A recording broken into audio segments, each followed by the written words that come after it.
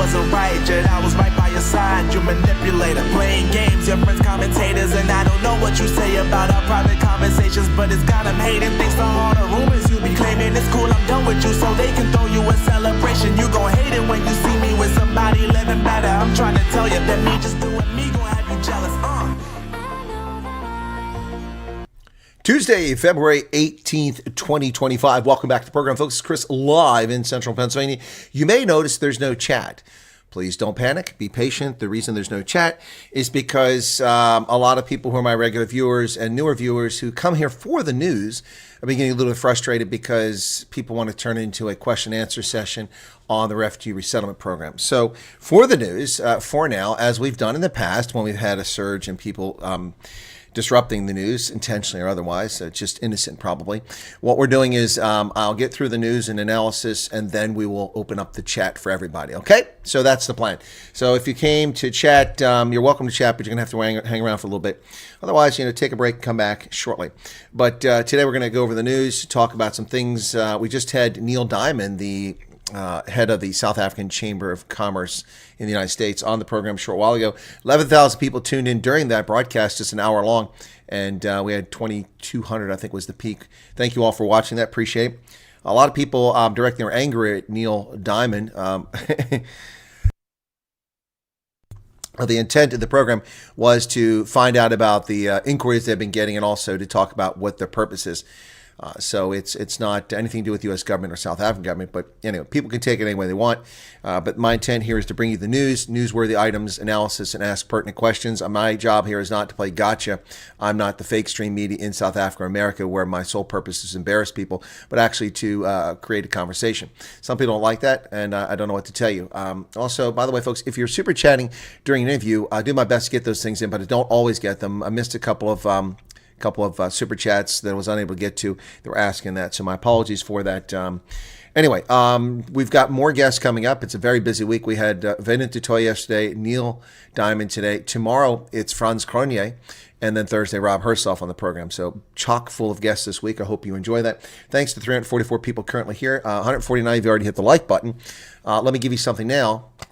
That was easy. That make you want to push that like button. The rest of you who are not pushing the button. So let's get started with the news. Let me bring that up very quickly here. First off, folks, this horrific situation in Canada. I don't know if you saw this, but a Delta Airlines flight landing at Pearson Airport in Toronto crashed and flipped over. No fatalities, amazingly. Apparently people are in critical condition, but they apparently survived the night. Pretty frightening situation here, but let's take a look at this video obtained by CNN that came out, the second video. Someone was airport watcher. You know, those people, they sit there and they watch flights, or I don't know if maybe they're parked there, but watch this plane come into Toronto Pearson. I've landed at this airport several times. Never had a problem landing there. This is pretty scary stuff. People had to be terrified. Once again, another reason why you must have your seatbelt on at all times, particularly during takeoff and landing and ascending and descending on a flight, because you never know what's going to happen. We've already seen the landing gear collapse on a flight for no reason in Nevada this week, and now we've got this situation. That was in Reno. Now check this out, folks. If you haven't seen this video, you're going to be astounded and shocked by this. Here we go. This is the flight coming into Toronto's Pearson Airport, flipped over.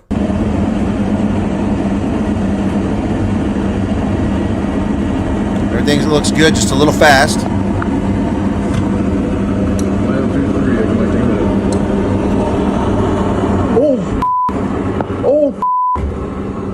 Oh, no.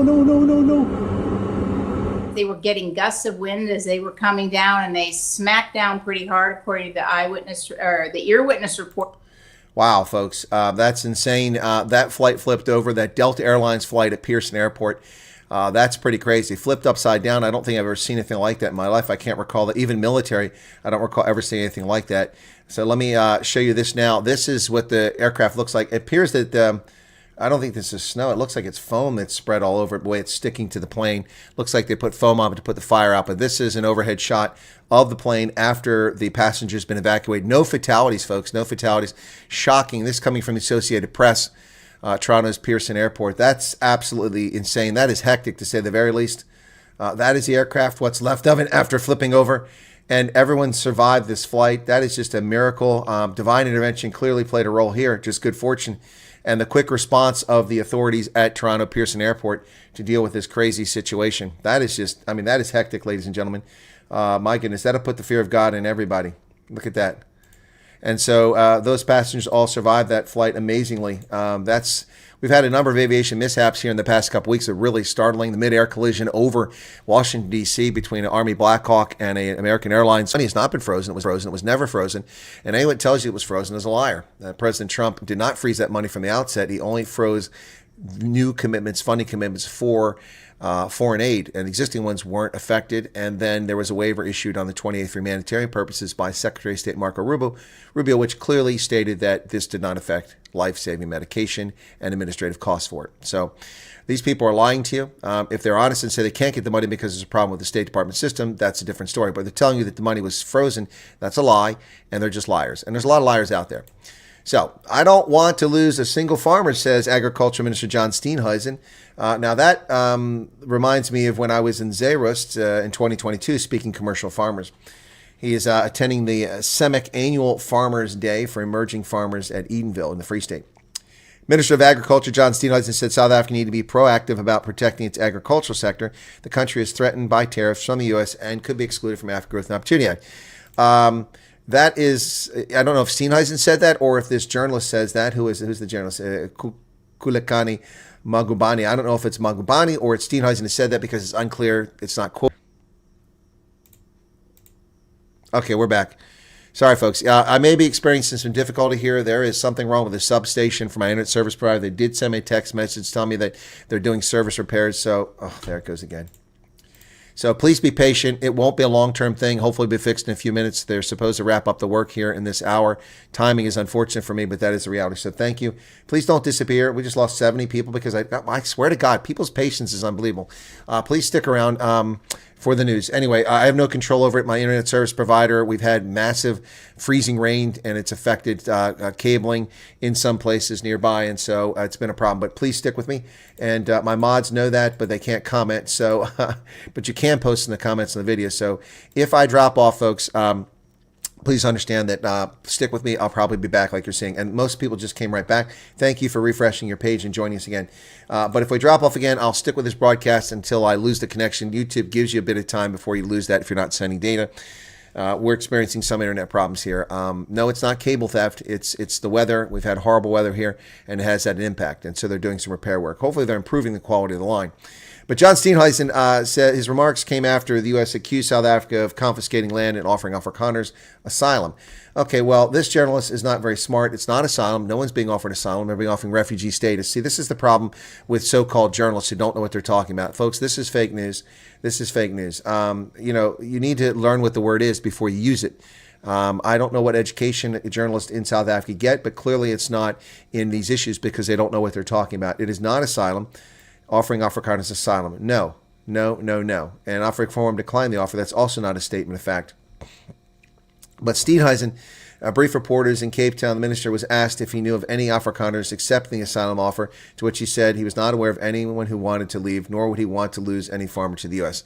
Well, what else would you expect John Steenhuisen to say? I can tell you thousands of people who want to leave just like that in a heartbeat. So I don't know what planet John Steenhuisen's living on, but as a Minister of Agriculture, I can understand it. But I would have been more honest and said, yes, some people have contacted me with interest in this program, but right now the program doesn't exist. So it's really a moot point to discuss who is going. And oh, by the way, it's not asylum, it's refugee status. There's a very clear distinction there. So I'm really getting tired of people who don't know what they're doing talking about this stuff in the media. Anyway, so John Steenhuisen says, I don't want to lose a single farmer from South Africa, whether they're Afrikaans, English, whether they're black, white, Indian, or colored. We cannot afford to lose a farmer. Well, that's true, John. Absolutely true. But what has the DA done about that, and how did you protect the commandos when they were disbanded in 2007? I don't recall much pushback from the DA at that time, and if they did, they certainly weren't successful. South Africa is currently losing 1 billion rand a day because of the logistical crisis. It's crappy ports, it's broken roads, it's broken bridges, it's destroyed rails. Increased citrus exports in the next 7 years could create 100,000 new jobs and generate billions in revenue, but only if you fix your infrastructure. South Africa is losing 1 billion rand a day in missed trade opportunities due to transport and logistics challenges, according to the Southern African Association of Freight Forwarders, SAF. Port delays, rail disruptions, and infrastructure bottlenecks have resulted in missed trade opportunities of 1 billion rand per day. 1 billion rand per day, folks. Wow. That's $50 million in trade per day. Wow. I'm going to get back to this once we have the chat going, but I don't know who this pencil neck is. I know who he is. This guy really is a real asshat. His asshattery is epic. He has no idea what he's talking about. This would be none other than Tom Eaton, a so-called columnist in Business Day. Shame on Business Day for pushing this propagandic nonsense. U.S. fleet will not be reinstating apartheid at gunpoint. Trump's far too busy shaking down Ukraine for half its mineral wealth and planning hotels and casinos for Gaza. Well, you know what? Perhaps I should just start making clickbait videos talking about the United States military invading South Africa, because apparently that's what people want to read. This is pure garbage and filth from this gentleman. And he's one of a coterie of elite, privileged, whiny leftist South Africans who don't know what they're talking about and try to fearmonger and then, crap all over their beneficiaries. Frankly, I'm getting sick and tired of the lack of gratitude coming from these elite shitheads in South Africa when it comes to U.S. involvement. We have been more than generous with South Africans for decades, and you want to keep crapping on us? Well, now that we're not going to give you money, you want to crap on us more? Not the right approach, buddy boy. Not the right approach. Well, John Steenhuisen having a kerfluffle with an organization that used to be an affiliate of AfriForum. Solidarity partner Sakiliga over transformation claims. Agriculture Minister John Steenhuisen has slammed Sakiliga, a former affiliate of AfriForum, for cherry-picking the parts of the Constitution it wants to uphold but ignoring inequality in the agricultural sector. They were once affiliated with AfriForum and when it was still called AfriBusiness. On Tuesday, he addressed that was a long time ago. He addressed what he called several inaccuracies that Sakiliga, which is also one of the Solidarity's partners, has made about his tenure as agriculture minister. There can surely be no rational person who looks at the Gini coefficient of 0.63 in South Africa and cannot discern that there exists a great inequality problem in our country. Due to the legacy of apartheid, a history of legislation, dispossession, discrimination, as well as policing and governance failures, particularly during the 9 wasted years of elite enrichment, corruption, state capture, South Africa remains an economically unjust society. Most importantly, our economy is not growing fast enough. Well, that's all fine and true and dandy, John, but the reality is here, stop carrying the water for the ANC and stop whining about past injustices. 30 years is more than enough time to right the scales. Singapore did it in less than 30 years. Korea did it in 30 years. Indonesia did it in 30 years. Stop the horsepower and nonsense. This is garbage. Stop carrying the water for the ANC's racist policies. Shame on you, John Steenhuisen. I'm so sick of hearing this. And we heard this from Neil Diamond talking about past injustice. This is bullshit. This is pure bullshit, folks. Don't believe this. Past injustice, historical discrimination. That's total garbage. Singapore had that, Malaysia had that, Indonesia had that, South Korea had that, and look at them, they're economic powerhouses. South Vietnam was involved and embroiled in a civil war that lasted 50 years nearly. And that country in less than 20 years has come roaring back, even though it's still communist ruled, because they adopted many free market tenets. This nonsense about historical inequities and racism and apartheid is getting tiresome, John Steenhuisen, Democratic Alliance. Stop being the ANC light. Yes, those things have an impact. Yes, there's lingering things, but that does not explain the pervasive poverty, because there were only 1/3 as many black people living in abject poverty under the National Party as there are today. And the things that caused that disappeared before apartheid even ended. So stop with the horsecock, the ferretcock. Enough of it. I'm sick of it. It's disgusting. It's disgusting. Take responsibility. He does go on to talk about the things, the corruption and such, but this has been going on for a long time. This now abrogation of private property rights is going to be a consequence beyond imagination. Stop it. Stop it. Stop it. Well, do not circulate videos of men being tortured. According to the captured South African Human Rights Commission, it's criminal. Well, I think it's bad taste and very shocking to do that, but they're telling you it's criminal. Wow. Really? Would it be criminal, the murder of people on farms? Would it be criminal, the rape and murder of women in townships? Well, that would be, but apparently not an issue for them. South African Human Rights Commission said it was aware of the troubling videos circulating on social media in which many men are subjected to humiliation and sexual abuse at the Zanzu facility in Gauteng. How did they get many men in that tiny little building? The commission can confirm through its Gauteng office has opened an own investigation in line with complaints handling procedure. They'll vigorously engage with the establishment's owner on specific steps took after becoming aware of the incident. Section 24E of the Films and Publications Amendment Act of 2019 criminalizes the knowing distribution of private sexual photographs and films without prior consent. All righty. Well, there you go. So they're offering you a warning. Please be careful out there, folks. And, it's just bad taste to send stuff like that around anyway. 601 people currently here. Thank you all for joining me, folks. Don't worry, the chat will be coming up after the news. I'm getting through the news rapidly, and we'll discuss it. Wow, some demotions in Gauteng province in the structures of the African National Congress, which is trouble. Unfortunately, none of it includes Panyazi Lesufi. That would be really nice to see that guy removed from his office, but it's not. The ANC's Gauteng and KwaZulu-Natal secretaries TK Nkisa and Becky Mtolo are on their way to being ordinary members after the provincial structures were reconfigured. Wow, they demoted them at a meeting held in Cape Town on Monday. According to party insiders, former ANC head of policy Jeff Radebe, that guy's still around. Jeff Radebe is still around, and former provincial deputy chair Mike Mabukunyakula will be KZN convener and coordinator. Wow, we're bringing back the old, just recycling these old cadres, Jeff Radebe. I will take you to court, says Gate McKenzie, after he was rubbished by Nsiki Mazwai, who's whining about being taken off of a privileged cater trip to Cuba. Yeah, that's right. Sports, Arts, and Culture Minister Gate McKenzie has threatened to take this Mzwazi to court after she accused him of corruption and favoritism. Why did she accuse him? Because the little patronage puppy didn't get a gravy train ride to Cuba, and it hurts her feelings. He's dishonest and unethical, and it is corrupt that he replaced writers like me who were personally invited by the Cubans. Well, if you're personally invited by the Cubans, then they can pay your fare. Then you can go on their behalf. So shut your yap. Responding to a Facebook post, Gayton said he's taking a stance on the allegations. Nsiki, you have made very serious allegations against me, very slanderous. I will take you to court. You will have a perfect opportunity to show in court of law all your evidence. You have gone very far this time. Please start posting your invite from Cubans. She's sticking to her story. She says she won't give up. Gayton, I have not slandered you. You're now trying to bully me into silence. Send your email. I'm happy to send you the communications. Now she's playing the victim after slandering Gate McKenzie. And that's exactly what she did. Actually, but if she put it in print, it's libel, not slander. So Gate McKenzie will soon be seeing this young lady in court. She probably should have kept her yap shut. Just saying. Just saying. Yep.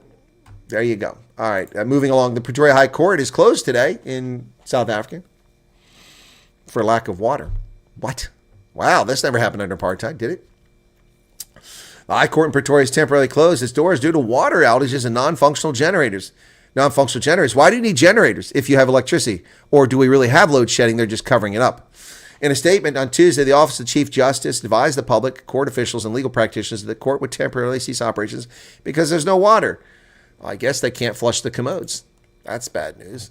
So, Burundi reports that 10,000 refugees have poured across the border in just 3 days from the conflict in the Democratic Republic of Congo. Burundi Monday said close to 10,000 people had fled across its western border from the DRC in the last 3 days. Those who flee are passing through the official border at Gatumba or across the river Ruzizi. Now, look at these ladies, folks, who are standing there. This is what a refugee looks like. That's what a refugee looks like. The U.S. refugee program is usually receiving people like that with only the clothing on their backs and minimal things and no credit cards, no Krugerrands, no farms to sell and things like that. So the program for South Africa is very unique and different, and you need to be patient and wait and see what we find out, okay? That's what we have to find out. So please be patient. In Uganda, detained opposition figure Kizza Besigye has been taken to hospital. Not a surprise. Detained Ugandan opposition politician Kizza Besigye went on a hunger strike last week. He's been rushed to the hospital after his health deteriorated. Yet, longtime political opponent, critic of President Museveni, his prosecution by a military court and 3-month incarceration has stoked public anger against the government. And rightly so. The fascist totalitarian government of Yoweri Museveni is well past its sell-by date. In Sudan, at least 200 people killed in a 3-day assault by the RSF. Sudanese paramilitaries killed more than 200 people in a 3-day assault south of Khartoum, according to a monitoring group. Foreign Ministry, loyal to the army and its war with the paramilitary rapid support forces, said 433 people, including infant children, have been killed. This conflict in Sudan is of major importance, and it's completely ignored by the ruling ANC, who is laser focused on attacking Israel under a bogus allegation of genocide in Gaza. Of course, got to pay back their paymasters in Tehran, one would expect. Well, in the first car, everyone died. My goodness, scary thoughts. The Mali army, Wagner mercenaries, accused of killing 20 people. Around 20 people were killed in northern Mali on Monday when the vehicles they were traveling in came under attack, with local sources telling the French press agency Agence France Presse that Wagner mercenaries and Mali's army are responsible. A relative of the driver of one of the vehicles told AFP from the northern city of Gao that the group was bound for Algeria when the deadly attack occurred. The driver of the first vehicle is my cousin. They encountered a group of Wagner mercenaries and some Malian soldiers who shot at them. In the first car, everyone died. My cousin, too. Really sad and horrific what's going on in the Sahel. And all we get is nonsense from military regimes that overthrown the democratically elected governments in Burkina Faso and Mali and Niger, claiming that West is the problem. We're not the problem. You're the problem. Well, Chinese Navy helicopter flew within 10 feet of the Philippine patrol plane over disputed shoals in the South China Sea. Wow. Chinese Navy helicopter flew within 10 feet of Philippine patrol plane on Tuesday in a disputed area of the South China Sea, prompting a Filipino pilot to warn by radio, "You are flying too close. You are very dangerous." The Chinese helicopter was attempting to force a Cessna Caravan turboprop plane belonging to the Philippine Bureau of Fisheries and Aquatic Resources out of what China claims is its airspace. Ladies and gentlemen, the actions of the Chinese forces are an act of war. And the Chinese communists better knock their nonsense off, or they're going to find themselves embroiled in a shooting war very soon. U.S. Marines finally begin their decades-long anticipated withdrawal from Okinawa, reducing the size of Marines by about 50%. This is the start. U.S. Marines start to leave. The American base in Okinawa has relocated 105 Marines, but an agreement to move 9,000 is colliding with this threat from a rising China. And you see an Osprey in the distance there as Marines disembark. That's a plane you won't find me on. Oh, no, sir. No, sir. Before Christmas, a contingent of 105 Marines who would have been sent to Okinawa were redirected to new bases on Guam instead. It's part of a major milestone. First time Marines have cut their headcount in Okinawa as part of a deal between Washington and Tokyo to shrink American military presence that dates back to World War II. Under the agreement, 9,000 Marines, just under half the force currently on the island, are eventually supposed to leave. The Marines have long been in Okinawa, and here are the bases. The white circles that are not filled in are bases that will be returned to Japan. The red ones will remain. Jungle Training Center, Camp Schwab, and a host of others, including Camp Hansen, Camp Courtney, the White Beach Naval Base, Kadena Air Base, and Camp Falstar. The rest will be returned. 4 bases, but the rest will remain open. So that's coming in the near future for Japan. Once again, folks, if you're just tuning in, the chat is disabled for the news. I'll present the news and analysis, and then we'll open up the chat, so please be patient. The United States has resumed shipments of mother of all bombs, no, mega bombs actually, not Moabs, to Israel. Once again, shipping ordnance to Israel after the Biden regime illegitimately cut aid, and nobody in Congress tried to impeach Joe Biden over violating contracts and congressionally mandated spending and aid to Israel. I mean, they tried to impeach Trump for supposedly not sending weapons to Ukraine, which was a lie. He was still sending javelins. But Biden actually stopped supporting an ally who, under federal law, is supposed to receive these things, and Biden broke the law, and nobody threatened to impeach him. Funny that. U.S. mega bomb shipment arrives in Israel after Trump overturns the Biden ban. A shipment of 2,000-pound MK-84 bombs arrived in Israel over the weekend, ending a 9-month embargo put in place by the corrupt Biden regime of... I'll just leave it there. The ship carrying the bombs docked Saturday at the port of Ashdod. The munitions were loaded onto trucks and shipped to Israeli Air Force bases. So now they have them. They have these 2,000-pound bombs once again. Hamas agrees to release more hostages after Trump turns up the pressure. The militant group will release 3 living hostages ahead of schedule and the bodies of 4 more. Hamas leader Khalil al-Hayya said Tuesday the U.S. designated terrorist group agreed to release 6 living hostages, 3 more than originally stipulated by the deal after successful negotiations between the two sides. But this comes at a steep price. It's releasing thousands of criminals and terrorist Palestinians that are in Israeli jails for their acts, and that will come back to haunt Israel. Mexico awaits a new response from Google after they're going to file a lawsuit over the name change. Mexico said Monday it's awaiting a new response from Google to its request that the tech company fully restore the name of Gulf of Mexico to its Google Maps service before filing a lawsuit. President Claudia Sheinbaum shared a letter addressed to our government from Chris Turner, Google's vice president. It says that Google will not change the policy it outlined. We will wait for Google's response, and if not, we will proceed to court. Well, good luck taking it to court there, sweetheart, because I don't care what you want to call it. You call it whatever you want. The Golfo de Mexico, we'll call it what we want. We want to call it Purple Sky Rain, that's what we'll call it. So you can sue all you want. You can't make Google change how it appears on a map. Get over yourself. Former Argentinian president is charged with spousal abuse for beating the first lady in office. Alberto Fernandez called himself the country's first feminist leader and allegedly battered his wife for years. Can you believe that? Wow. A federal investigating judge has charged former President Alberto Fernandez of Argentina with beating his partner Fabiola Yanez in the same official residence where he once announced government plans to combat domestic abuse. The charges were made public Monday after a 7-month investigation by Judge Julian Ercolini. Wow. Fernandez and his lawyer did not respond. So the wife beater was the one proclaiming to be a feminist. Scary stuff. Turning our attention now to North America. Well, Mexico's North America. But a passenger jet flips and burns, but tragedy is averted this time. All 80 people aboard Delta Flight 4819 survived this crash at a windy and snowy Toronto Pearson Airport.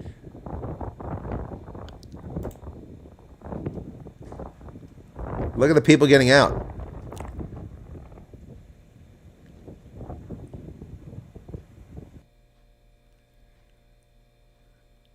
Wow. That's crazy, folks. Oh, that's a firefighter. They're trying to, I guess everyone's out already. They're trying to make sure there's no one left. Crazy stuff. Just so you are, there's people outside walking around the aircraft there. Yeah, we've got it. The aircraft there's upside down and burning. Good Lord.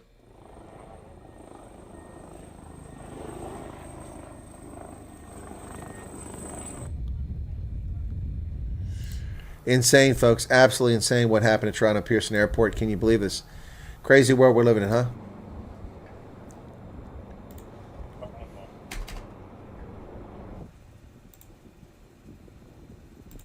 Crazy world we're living in. Passenger jet hits the tarmac and flips over. Scary, scary stuff there, folks. I tell you, I love flying, but not so much when planes are flipping over. That's pretty scary. New York's Governor Kathy Hochul, who herself is a bit of an illegitimate weasel, is looking at removing New York City Mayor Eric Adams. You might be saying, how is that possible? Well, a unique quirk in New York law allows the governor to remove the mayor of New York City. Can you believe that? It's actually the case. 4 deputy mayors announced their departure from Adams' administration. New York Governor Kathy Hochul suggested Monday that she would consider removing Eric Adams from his post in light of turmoil in the administration. Overturning the will of voters is a serious step that should not be taken lightly, she said. That said, the alleged conduct of City Hall that has been reported the past 2 weeks is troubling and cannot be ignored. Now, New York City's charter allows the state's governor to remove the mayor from office, though that's never been taken before. It will be the first time it's ever been taken, and it's quite a shocking step indeed. I don't understand. These are the Democrats eating each other, so let them eat each other. I don't lose any sleep over that. Well, the catch and release is over. The Department of Homeland Security says January was the lowest border numbers since summer of 2020, and that's before Trump even took control of the country. Then we only took control on the 20th of January, so the first 19 days, criminal aliens still came across our border. Wait till the numbers for February come out, folks. They're going to be a nadir, a low. Epic low. Border Patrol agents recorded fewer than 30,000 criminal alien invaders last month along the Mexican border for the first time since May 2020. That's a 40% drop compared to December and 90% lower than the record-setting worst month under the corrupt criminal regime of Joseph Biden. The United States and Russia are forging new discussions to try to end the conflict in Ukraine. First high-level talks in years. First high-profile meeting between Moscow since the full-scale invasion. Rattles Washington's allies. U.S. and Russia agreed Tuesday to appoint high-level teams to work together to end the conflict in Ukraine. The announcement is a formal process to try to halt the war following top-level talks between Washington and Moscow. Ladies and gentlemen, ask yourself, why did Joe Biden never once have an effort to have a peace conversation over Ukraine in 3 years? In 3 years. Nearly 3 years of conflict. Joe Biden never once fostered a peace agreement, never sought to have a peace agreement. Ask yourself why. Why did the Biden regime, why did NATO never seek peace? Donald Trump has been in office less than a month, and he's already holding peace talks to end the conflict. That's not saying he's going to end it, but he's certainly giving an effort. Meanwhile, the climate zealots are busy telling us about global warming, except we're freezing our teats off here in North America in the middle of winter, which is when we're supposed to be freezing our teats off in the middle of winter. Yes, that's right. Arctic air mass expected to bring dangerous temperatures to parts of the United States, the upper Midwest. And a winter storm could dump up to a foot of snow from the central plains to the east coast. So there's what the map looks like on Wednesday, Thursday, and Friday. It gets better after tomorrow. But tomorrow it's going to be very cold, minus 30 degrees Fahrenheit in the upper plain states in North Dakota and Montana, all the way along the border with Canada on Wednesday. And on Thursday, a narrow area. By Friday, it's even better.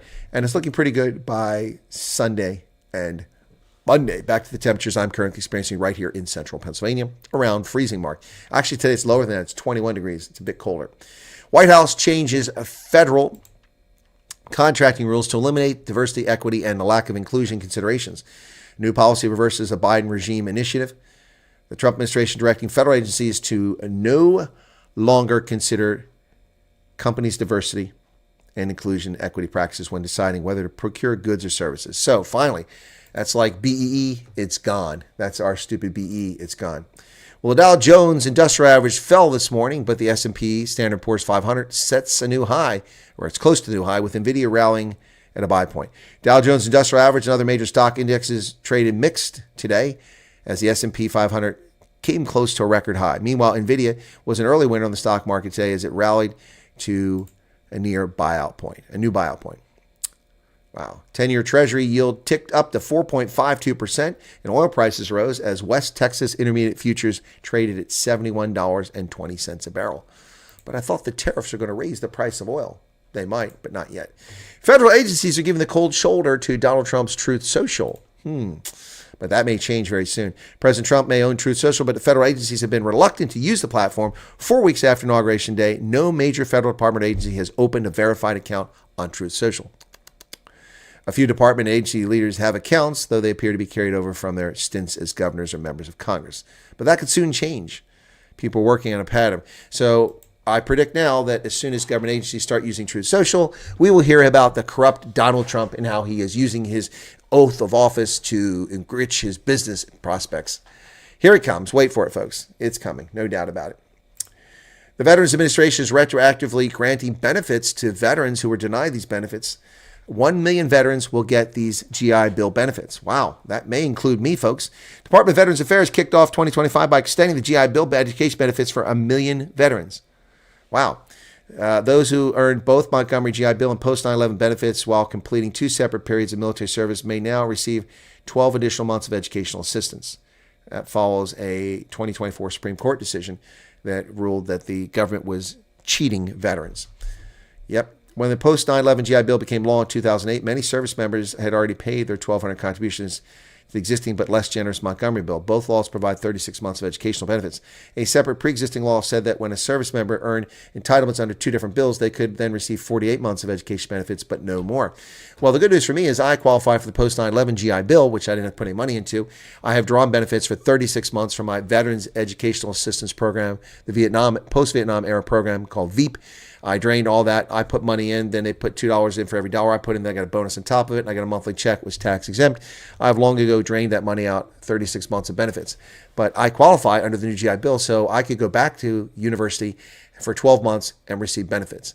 Now, the upshot of that is I could go to what's not Leicester? What's north of Sheffield? What's the town there? I can't think right now. University. I would go to university, say in the UK or Germany for 12 months. I will receive a housing stipend, tax exempt. I will get my tuition paid for up to a certain amount, and I'll get a stipend. Wow. 12 months education benefits. Maybe it's time for me to become Dr. Wyatt. Maybe I become Dr. Wyatt. That's the plan. What do you guys think? Should I be Dr. Wyatt? 627 people here. A few people did disappear, but it looks like the rest of you stayed. Ladies and gentlemen, we've reached that stage in the program where I've talked so fast and gotten through the news so quickly, just 37 minutes into it. Now we will open up the chat. So thank you for your patience, and let's see. And let's see how many questions we get about the refugee program out of the gate. All right, let me get over here and make the changes to this broadcast. All right, customization. We're going to turn the live chat on. Okay, so live chat is on. You can chat once again, folks. If you'd like, you can chat. It's available, okay? All right, chat is open. Anybody there? Anybody there? Anybody there? Hello, anybody? Let's see if anybody. Who's the first to get in there? You have to be a subscriber. Aha, Chronic and Tony Nage. It's working. Cool beans. All right, guys. Good to see that. So we're back to the chat. Let me refresh this over here. And Junisa Lawrence is getting a good kick out of this. All right. So, folks, welcome back to the program. I hope those who tuned in appreciated what we did with Neil Diamond earlier. I know a lot of people's feelings were hurt, but refugee program. Well, exactly. That's what's going to be, the refugee. The floodgates are open. Whoa! It's a tsunami of comments coming your way. Good evening, folks. Welcome to the Copacabana. I'm your host. All right, so I thought this might be interesting. Yesterday, I had to go and pick up some more of this because I was out. Super Chats helped. I went and got some more. Of course, that's a fairy tale because I haven't gotten any Super Chat money. The Super Chat money you're making today, I won't see until the 21st of March. February money comes 3 weeks later. So the money I'll be getting in 3 days will come from January, which is far less than the advertising this month. But I had to pick up some more of this and some sweet tea yesterday, and I went to the bookstore. where I purchase periodicals. So I just thought it might be interesting to see what I picked up at the bookstore, so you get a feel for what it is that I like to read. Now, this is just a small sampling. I don't buy as many magazines, in part because a lot of magazines have folded because of COVID. They just have gone under. They're not around anymore. Also, a number of publications have become more radically leftist, and I can't read all of them because they're annoying. So I do read some, and I also have a few subscriptions still. But at one time, a few years ago, while still serving active duty, I had 43 magazine subscriptions. So here's a small sampling of some of the things I pick up. Now, there's more I'd like to get, but they're not always available. So like Jeune Afrique in French, I would buy if it was on the newsstands, but it's not on the newsstands. No, Playboy is not one of them. Even if I was inclined to watch smut, Playboy is boring. Okay, how would I know that? Strategy and Tactics. This has gotten really pricey, by the way. Bosnia War 1992-95. That's this issue. Yeah, and Tecumseh, the American Indian, the Corinthian War, and the Mongol conquest of the Rus. That sounds interesting. So that's Strategy and Tactics. That's one. The Africa Report. This comes from Jeune Afrique. That's the publishing house that produces it. But this is a pretty good source of information, particularly for statistical data and stuff like that. The Africa Report. I always buy this at airports when I'm in Paris or London. So there's that one. So you can get a feel for some of my eclectic taste here. Ian Saunders is coming with a 350 Rand super chat. Where is the, is it here? Come on. Hang on a second there. Alert box. Ian, if it didn't show up, my apologies. I'm going to go ahead and give you the bell anyway. Thank you for the 350 Rand super chat. That's awesome. Then we have this one here, which is Family Tree Magazine. I'm a genealogist. I have over 26,000 people in my family tree that I've researched and that are related to me going back to the year 650 plus in Sweden. There it is. Thank you, PH, for your membership. I'm sorry I missed the first super chat there, but we did ring the bell. So that's Family Tree. I've been reading that for a long, long time. The World at War, Campaigns in Europe this is the series number 4, D-Day to the Rhine, 1944. So there you go. As a historian, a military historian, these things are of great interest to me. I should write articles for these guys. History of War, Outnumbered and Outgunned Bastogne. Read how the battered 101st Airborne held a line against Hitler's last gambit. Sean Wheeler, thank you for your subscription. So there's that one. These are pricey, by the way. They used to be very cheap, but now these things cost money. It's a lot. So I didn't get a lot of magazines yesterday, and then I picked up a book. These are what I call coffee table books. And thank you for the Waldy for the subscription. And Bushfeld Boat, 140 Rand. Thank you for that super chat, man. Appreciate super chats. Okay, so this is what I call a coffee table book. I have a whole bunch of these from Cape Town and from Botswana, from Tanzania, from all over the world, from Europe. And this one here, these are the kind you put on your coffee table, or they sit, in the dentist office. And this one is Pennsylvania's Covered Bridges. So I picked this up yesterday. They usually don't have it on the shelf, so I figured I better get one while it's there. Really nice, comes with a nice little spiffy bookmark. That's a nice touch of class. It seems to have disappeared in publishing. But it runs through all these different covered bridges in Pennsylvania. We have a long history of covered bridges here. So this is a uniquely American thing. No one else has these covered bridges to my knowledge, but we've had them for a long time. Anyway, so I picked that up as well yesterday. So I just thought some of you might find that interesting. Let me get to the chat here and see what's going on. Right. Thanks for the super chats. Hello, everybody. Yes, you can bring your pets. You can't do this. You can't do it. No, I'm just kidding. Anyway, Chronic is here. Tony Nage, Will, Charez, Oki, Trailfinder, Warhawks, Waldo, Fundavalt, Junice Renz. Welcome to you. Puddles, that's an interesting name. Gerhard, Arno Floch, Chris Kokamore, Shawnee Gross. Hey, Shawnee, that plane came from Minneapolis. Are you serious? It came from Minneapolis. Wow, that sucks. But thankfully, everyone's alive. There's a super chat. Thank you for that, Arctic. Add to my stash under the bed in your house. yeah. He says that, but every time he comes to Harrisburg, he tells me he's here after he's departed. Yeah, read into that what you want. Suzanne von Fuhren, Blade Wolf, Frank Bruins, Alex Stander, Building, Freya Menzel. Guten Morgen, meine Dame. Gnädige Frau, wie geht's es Ihnen? Sandra Hanneken, welcome to you. Jacques Vint, Michael B., Kioma Fenta, you're welcome there. Johannes Pretorius, Francois Leroux, Arctic is here. Roxy, Leslie Ann Moon, Armageddon, Istefak, Philip Engelbrecht, Fred Berenga, Tom Smith, Angie Brandt, I feel like I'm on Romper Room. And Jimmy and Lisa and Tina and Mary and Dave. And that's a U.S. cultural reference. You probably won't get that, most folks. Certainly those under the age of 60 probably won't get it. Thank you for your membership, Bushfeld Boat. Appreciate that. Right. Thoughts on your discussion with Neil? Was weird that they are not sharing numbers. Not at all. Not at all, Uwandre. I understand why they're doing that. Let me tell you why. This is my analysis. The South African Chamber of Commerce relies on cooperation and good relations with the government of South Africa and with the American government. I guarantee you the government of South Africa didn't want people to know how many inquiries they'd gotten. And the South African government is not very well organized or very bright. So the press, looking for a pressure point, went straight to them and asked, did you hear anything? Or maybe somebody from us said, man, we're getting inundated, and the word got to the media.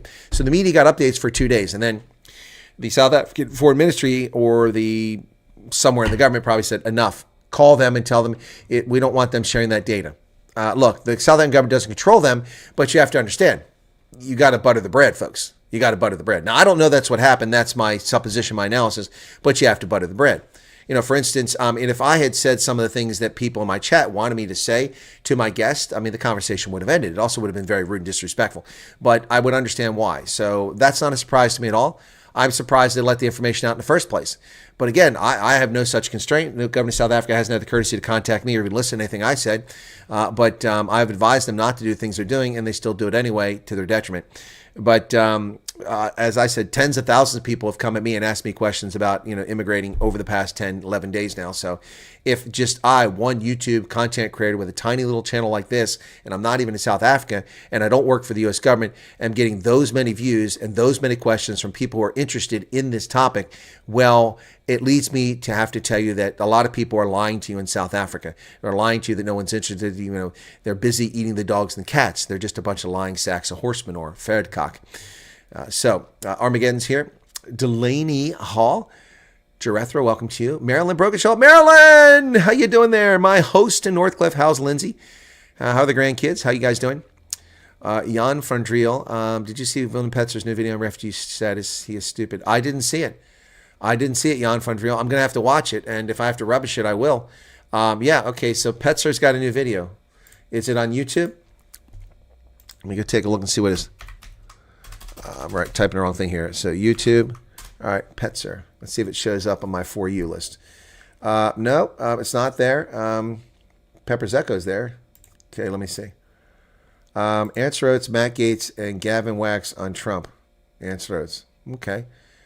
So Ants Rhodes got to talk to Matt Gaetz. That's interesting. Gate McKenzie about Donald Trump. Okay, let's look for Willem Petzer. I did not see it. Willem Petzer. Is it an Afrikaans? If it's an Afrikaans, I'm not going to be able to pull that off, but it's an English one, then I got it. Let's see. The Black Vicky Momberg asking China for help. We're taking white land. It must be one in Afrikaans. Is that what you're talking about? Okay, I didn't see that, Jan. Okay, Rodell is back. Hey, Rodell, Sloth Puppy. Is it true that Congressman fears there's a danger of Guam capsizing? Yeah, it's true. It's true. Okay, here's our Mampara, Hank Jones on Guam capsizing. Capsizing, CIZ. Yeah, here you go. Let's see. The Guam video haunts Johnson. Oh my goodness. This is so funny. There's a super chat. Thank you for the super chat after I answered your question. Appreciate that. Hang on, I get rid of the ads here. We don't want to see that. So, it's from CNN. Oh, here it is. That's the one I want. Okay, I'm going to stop that one. Let's go with this one here. This is so funny. This is a... This is Hank Johnson talking to the deputy commander of what was then the Pacific Command, PACOM. Now it's Indo-Pacific Command. It's Hank Johnson. This dunderhead still is in Congress. He represents Atlanta. What an epic moron. He's serious. They try to say he was joking. He's not joking. He's serious. Island that at its widest level is 12 miles from shore to shore, and at its smallest level, it's trying to sound smart. Location, it's 7 miles between one shore and Apparently, when you don't know the words or the proper terms for geography, longitude, and latitude, and geographic location, bouncing your hands around like this and doing dance hands helps you figure it out. This is the biggest dumb sack of doofus in the U.S. Congress, and that says a lot. But this is the quality of Democrats in Congress. the other. Is that correct? I don't have the exact dimensions, but to your point, sir, I think Guam is a small island. Very small island, about 24 Wait for it. miles, if Wait I for it. recall, long. So 24 miles long, about 7 miles wide at the least widest That would be place narrowest. on the island. And The about narrowest. About 12 miles wide. Let me help Hank. We're going to play Schoolhouse Rock. Hank, the word is narrowest. Its most narrow point, not at its least wide. On the widest part of the island. And Wait for it. I don't know how many square miles. Of course you don't. That is. Do you happen to know? I don't have that figure with me, sir. I could. And how is it germane how many square miles Guam is? This is about relocating Marines to Guam, which is happening now, finally, after 2 decades. This is like 2010. And certainly supply it to you if you'd like. Yeah, my fear is Here it is. that Wait for it. The whole island will become so overly populated that it will tip over and capsize. We don't anticipate that. The Guam population, I think, currently about 175,000, and again, with 8,000 Marines and their families, it's an addition of about 25,000 more into the population. The whole island will become so overly populated that it will tip over and What a moron. Islands don't tip over. Hank Johnson. Oh, that never stopped. That would end the Socialist Party of America's convention. A point of privilege, point of privilege. Will people please stop clapping your hands? I'm sensitive to that. So then every time they want to clap, they do this. Yes, Sloth Puppy, that's true. Thank you for that diversion. I totally did panic when that chat wasn't open, but I like the thought of just getting the news first. Well, we've done that in the past because the chat gets disruptive. Sometimes trolls come in, but that isn't the problem right now. It's just a lot of people have a lot of questions, so they're trying to jump in. It is cold in Minnesota. Amanda missed everything. I'm sorry you missed it. Steven saying, good afternoon. What's the story of the Denver protest? Didn't see any Denver protest. What protest? Don't like Neil. He is a fool, says Napoleon Dynamite. Nice to have no distractions from the trolls. Sanctions for ANC trade. Nice. Picked up books. Yeah, you like that. Okay. Good evening. Texas Bourson. What's up, Dr. Colonel Wyatt? Yeah, Dr. Colonel Wyatt. Thank you for that. Hello, Silent Target. Dirk, was that a Boeing that crashed? I don't know what it was. It looked like it might have been a Boeing aircraft. I didn't get a good look at it. You're welcome for the news, Lucinda and Trico. All right, what's your opinion on the Fort Knox saga that's going on? Well, they're auditing whether the gold's actually there. We find out some of it's missing. Love your cat. Please hold closer to the camera so you can get to see the logo better.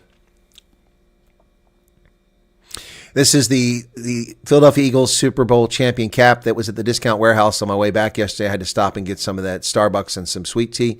So they had this and a T-shirt. I bought the T-shirt. I wore it last night because Pablo Charlie loves the NFL. I don't so much, but I love the colors. The teal is beautiful. I didn't catch the Villain Petzer video. Again, is it in English or Afrikaans? What's the name of the video? Because I'm not seeing it. It was a CRJJ. Okay, yeah, I was going to say, that looked like a bombardier. Okay, thank you for that. Great idea news first, then the bitching. Exactly. Johan von Roy, welcome, Xander. Yappy, can I bring my pets as an asylum seeker from UK? Click on the thumbs up. Please hit the thumbs up, folks. 700 people currently here. Is it Dr. Colonel or Colonel Doctor? It would be Dr. Colonel. Dr. Colonel Sanders in the house. I have a super random question. Is the clock in Chris's browser an extension? It seems super helpful. Huh? I don't have a clock in my browser. I have a clock on my bookshelf. Is that what you're talking about? I bought that for the program. That is a digital clock, obviously, and it displays the time, the day, the current temperature in the room, and the date. So the temperature is 20 degrees Celsius. You were a disc jockey. What genre? Back then it was pop and R&B, which was soul music and all that stuff. Club, dance. I didn't really do techno. I was way back in the day.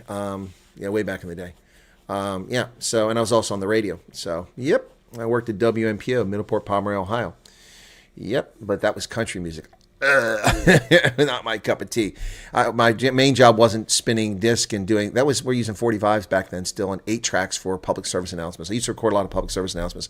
Yeah, we weren't. I'm not in the country. I wasn't my regular shift. I filled in when someone wasn't available. I usually did sports and other stuff. Alex Standish says like and subscribe. Thank you for the super chat. Okay. All right, and what book did you publish and where can it be obtained? A couple books I'm published in.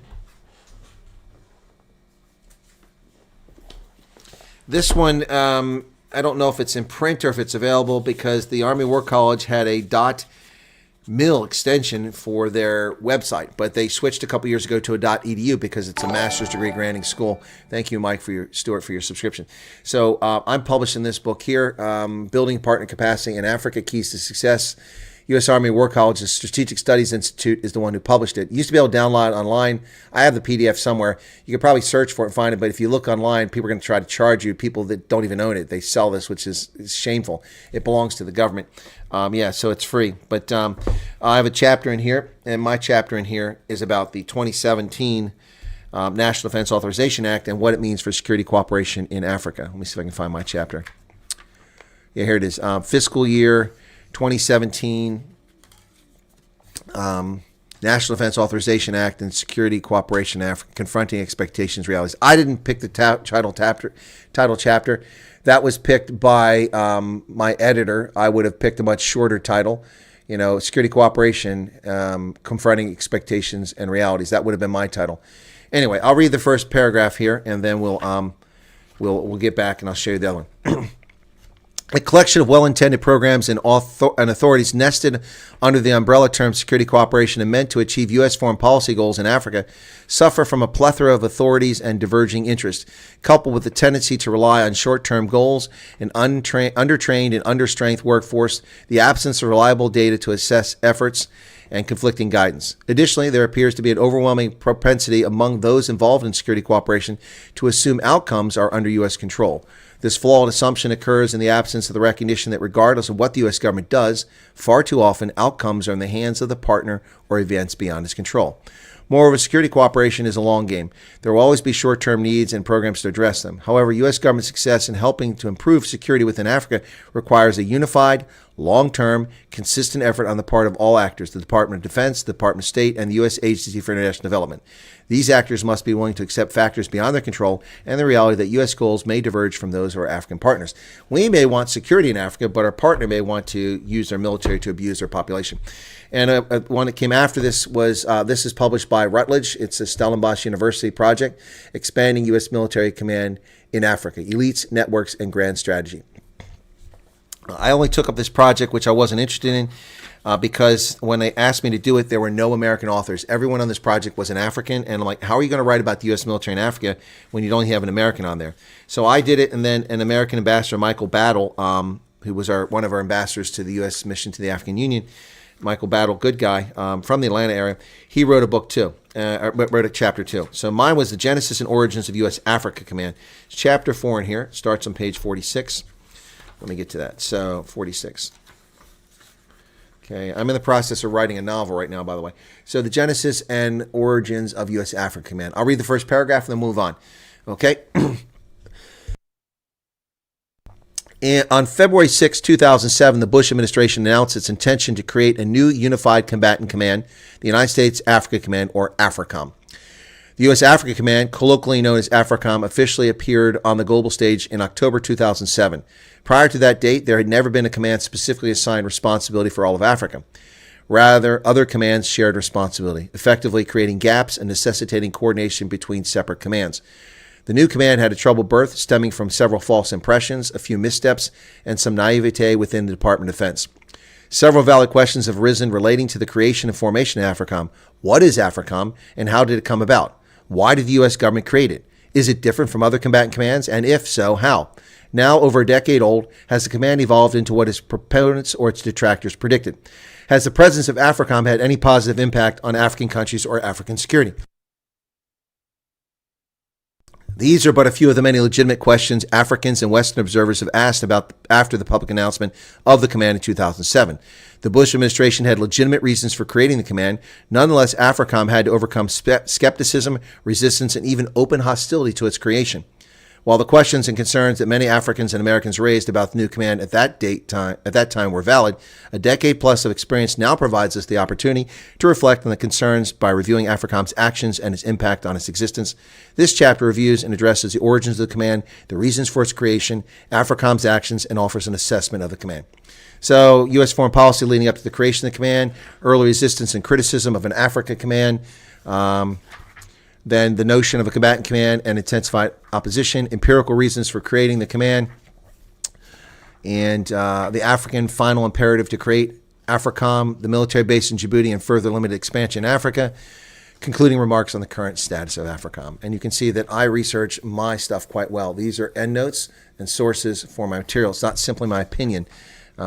2 more pages of endnotes. So, yep, those are 2 books that I've been published in. I was on another project for intelligence services in Africa. I had to beg off and not complete my chapter. That book was published without my contribution. So, I had to take the putting it on the shelf because people are asking about it all the time. All right, does that answer your question?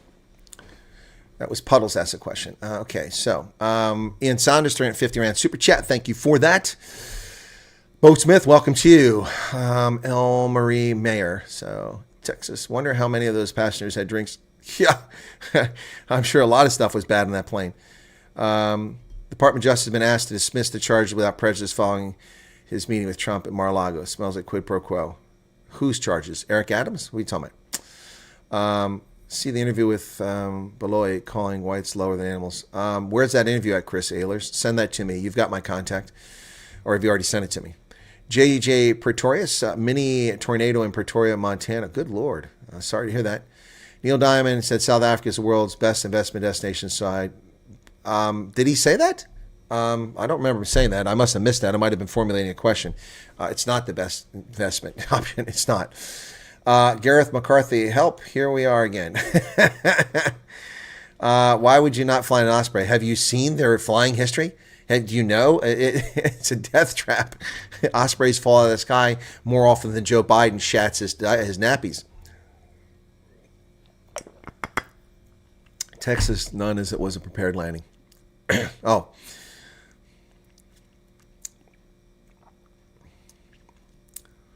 Yeah, Arctic is answering the question. I don't like crashing. Exactly. Wow, how long have you been a gynecologist? I'm not a gynecologist. I'm a genealogist. I'm a genealogist. Bushveld, 140 Rand. Thank you for that. And that was your first super chat, Bushveld Boat. Thank you so much for that super chat. A couple of you put some super chats up and then they just dried up. That looks awesome. What looks awesome? Yeah, Trumponomics is already working. I had to close my YouTube app on Android to show the live chat. Yeah, you probably have to do that. Military history is extremely interesting. I agree. Nico, I saw you on News Spot, and thanks for giving them the right info. I have a question, but I'll ask you later. You can ask it now, Nico. You can ask your question now. Whites are the only race that are not preparing for war in South Africa. Bernadette says, thank you for all the info. Do you perhaps know of refugees will be vaccinated with the COVID? No. There's no requirement for that stupidity. No requirement. Get that out of your mind. That horse shit went out with Joe Biden's crooked criminal regime. Gone. I've heard people say that it's nonsense. There's no requirement to prove it. I've never had to prove that I had a COVID vaccine when I came to America. But then I'm an American, so even at the height of stupidity, Americans didn't have to prove they were vaccinated, which is stupid because they can't refuse entry to us because we can't be held stateless. But no, that's nonsense. The only people that forced me to show COVID vaccines were the Germans and the South Africans. Yep. But by the time I came to South Africa, that had been removed, and I simply didn't provide that to the Germans and got away with it. Any vagabonds or inventors in your family? I have inventors. No, not really. Some very interesting characters in my family history going back. Of course, anyone with Anglo-Saxon ancestry has got royalty in their family. Edward Longshanks is my ancestor. William the Conqueror. His opponent, Harold Godwinson. Harold Bluetooth from Denmark. These are all my ancestors going back. Yep. Once you're linked in, they go back, way back. So, yep.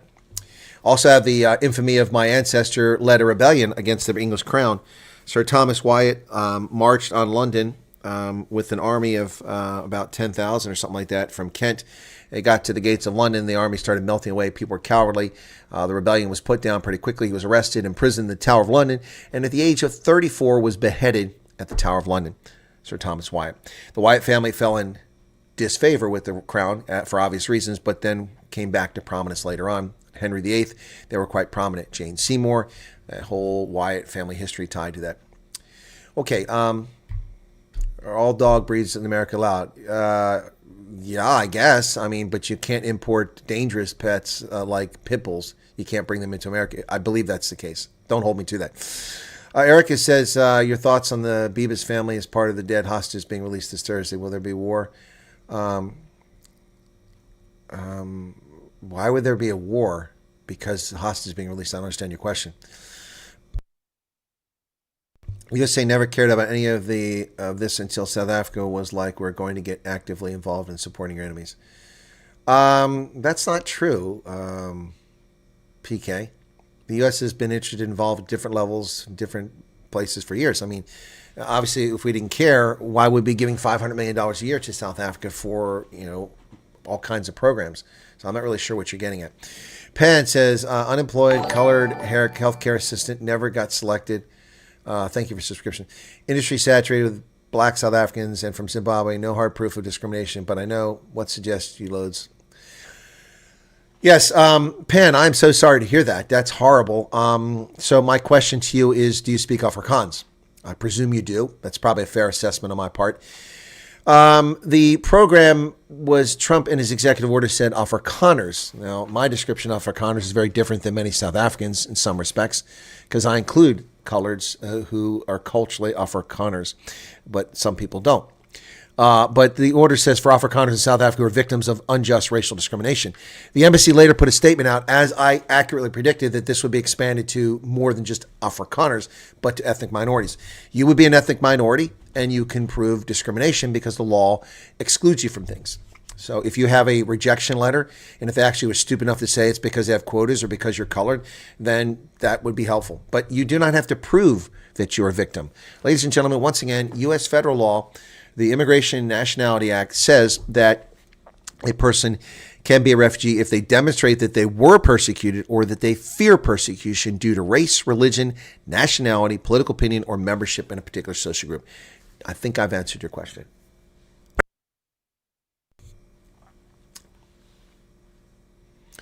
Apologize for the horrible disrespect things like Isak is saying about you. Isak who?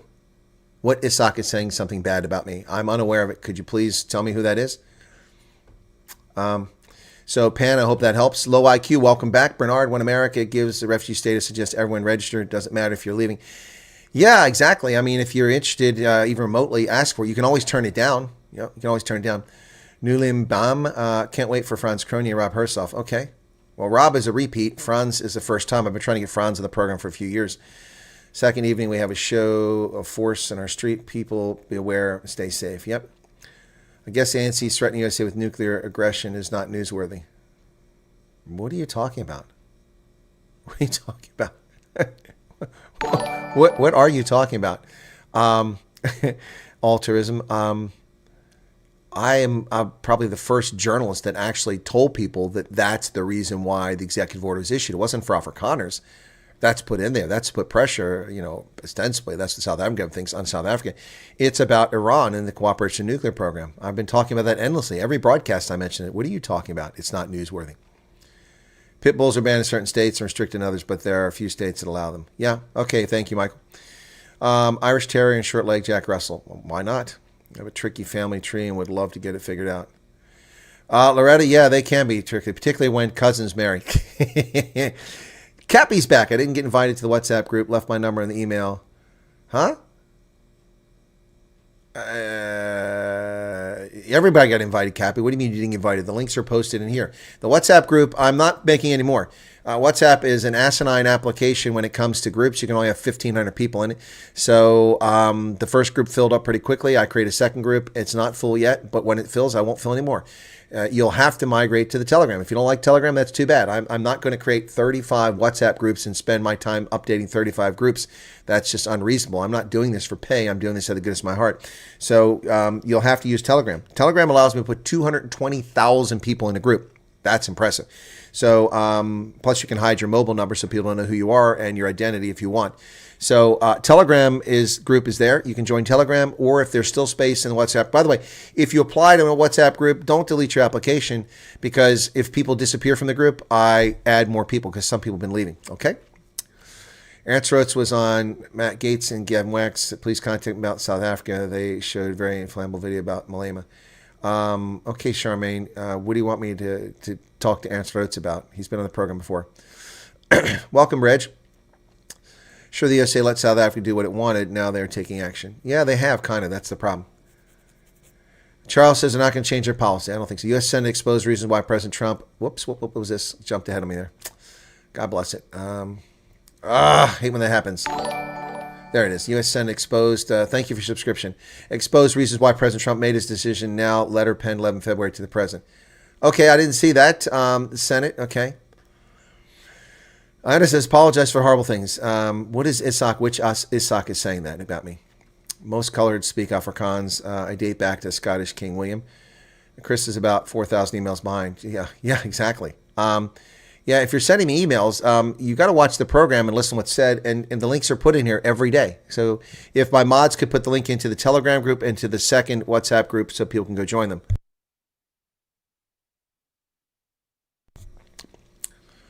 Rui says colors are definitely included. No, they're not. We don't know who's included. That hasn't been decided yet. Pan says, I speak Afrikaans. Great answer. Well, there you go. We don't know, but maybe you could. Every day this goes by without initiative kicking off makes me believe this is a geopolitical bargaining act. Sorry to sound negative. Well, Isterfark, you're welcome to sound negative. We have no reason to doubt it. I mean, the people are doubting Donald Trump. I mean, he's followed through on everything he's promised. Everything.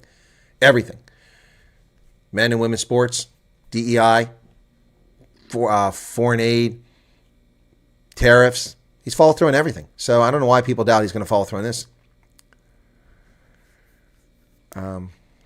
There are lots of Isaks out there, Mickey, so that's why I'm asking who she's talking about.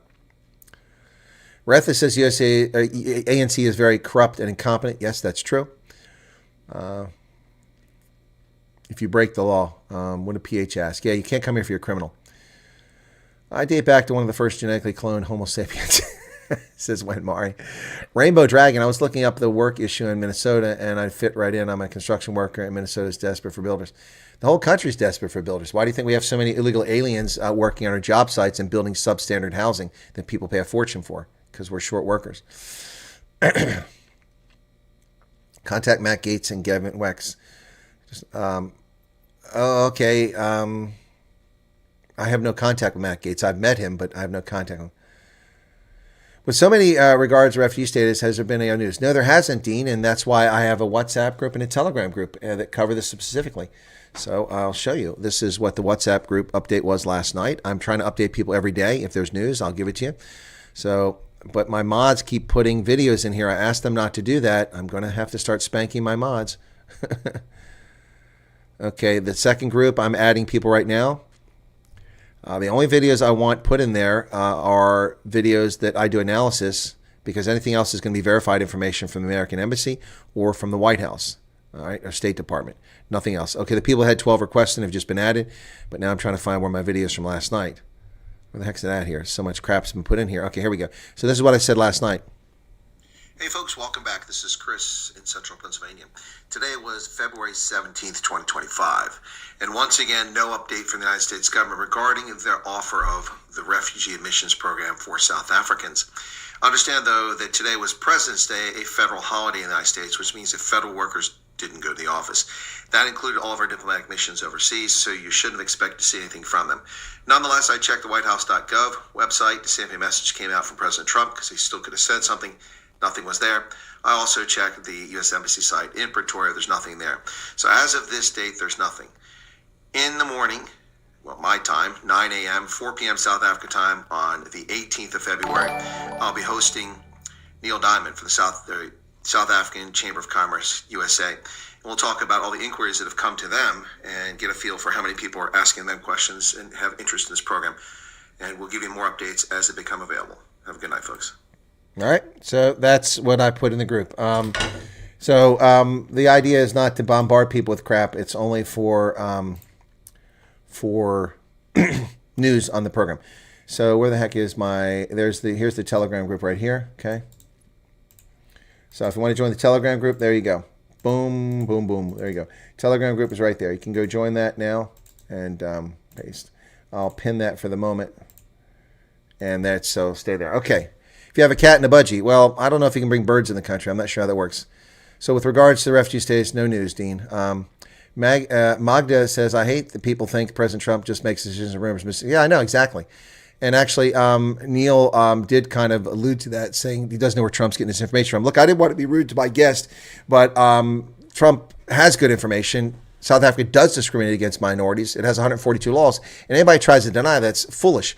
It's utter nonsense. And anyone denies that South Africans are suffering because of racism is just delusional. And these are usually people that are connected or have something and have never suffered any setbacks. And they live in a different world than most South Africans, black, white, and brown.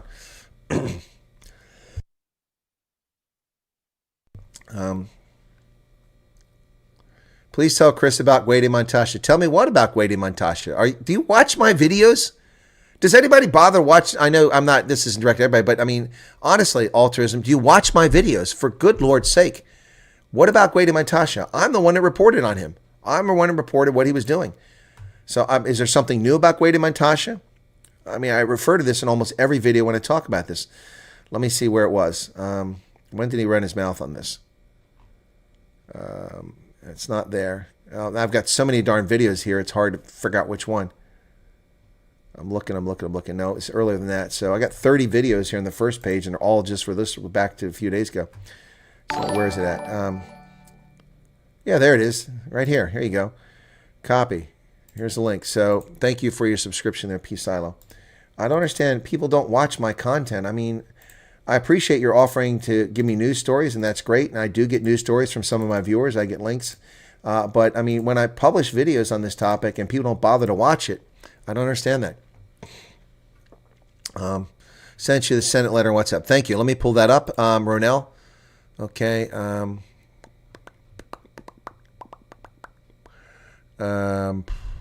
don't see Ronell's number. When did you send it to me? Oh, there it is. Okay, got it. Boy, that was way down there.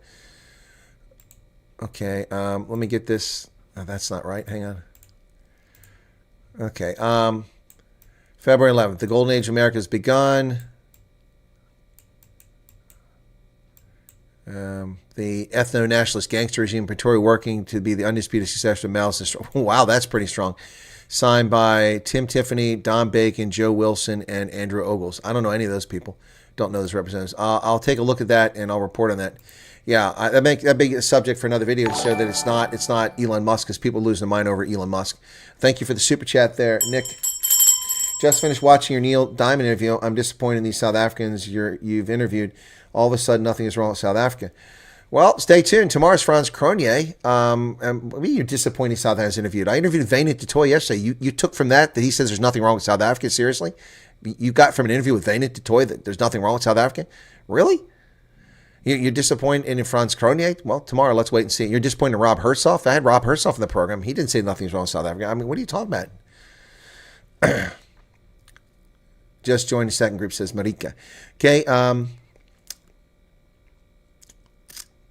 Trump will follow through. He just has to have more pressure. Yeah, look, everything's moving at its own pace. Everybody wants to, me.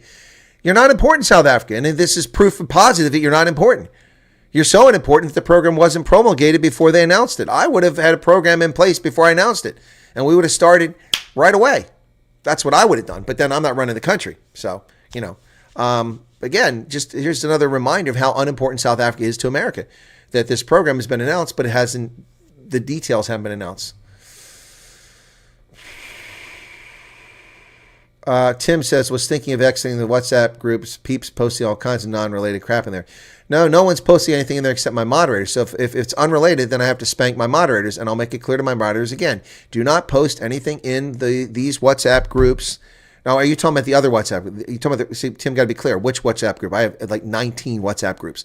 The refugee-related one, program-related ones, there's no one posting except me and the moderators. It's turned off. You can't chat like the one I just showed you. The other groups, people post stuff all the time, but that's just the nature of social media. That's what people do. The purpose of some of those groups is for my trips to coordinate because people offer lodging. I set up meet and greets, get interviews through it. And so that's why we have multiple of those, because each trip I create a new group and they just hung around. So, but I'm not sure which one you're talking about. Okay. All right. I've jumped ahead again here. Sorry about that, folks. I'd have to say colored should be included as they have been marginalized. Well, Rui, I would agree, but a lot of people, some people were saying they disagree with that. Do you know Lucy Tembacuelo? He has his own YouTube channel, a very respectable guy. No, I don't know who that is. Meerkat. Send me a link so I can look him up. When the program starts, will refugees be taken to the U.S. in batches? Erica, how can I possibly answer that question? How would we possibly know that? We don't know how you're coming here. Probably commercial flight.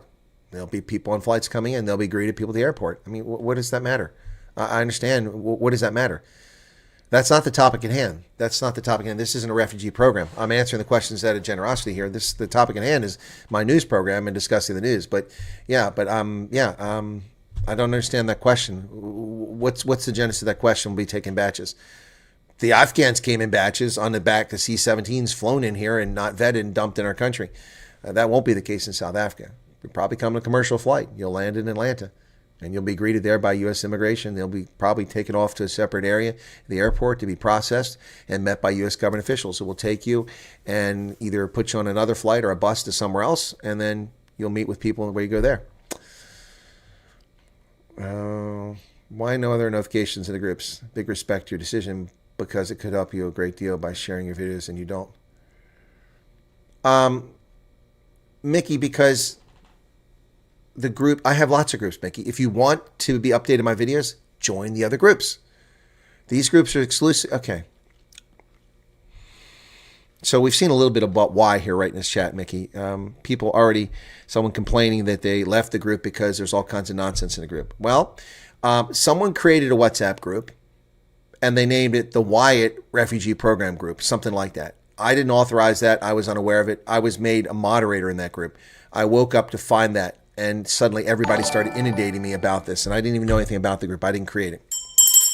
So I mentioned to the creator that I'm not comfortable with my name attached to that because I'm not advocating for people leaving South Africa. And I don't want people to falsely make that claim. So the person changed it. I'm still in that group of moderator, but that's where people chat all day long. It quickly became pretty apparent that a lot of people are just really prickly, and there was a lot of moaning. I had unsolicited, I didn't ask people to contact me, but I had at least 40 messages, people reaching out to me, writing to me in my email, which I never gave to them, complaining about the group, which wasn't my group. I didn't create it. I had nothing to do with it. And so in order to head that off at the pass so that nonsense would stop, because I have other things I have to take care of, I created a WhatsApp group. And in the WhatsApp group, I only made it so I am the moderator. I should have made it so only I can comment. But Hendo gets a little carried away and puts things unrelated. I don't want my rugby broadcast in there. Why? Because that's not what the group is for. That's not the purpose. Everything has a purpose. The purpose of that group is to relay accurate, confirmed, legitimate information about this program. Not my videos. Now, if it's a video of my analysis, like the 14 questions most frequently asked, or dispelling rumors, yes, because that directly goes to this. But not me talking about expropriation about compensation. You get that from my regular groups. Those groups are exclusively for that purpose. I think most people appreciate that. Not everybody does, but most people do. And that's how I'm going to leave it. So that's why I did that, Mickey. Geraldo Kemper says, WhatsApp group, please. Well, scroll back. It was put in the chat.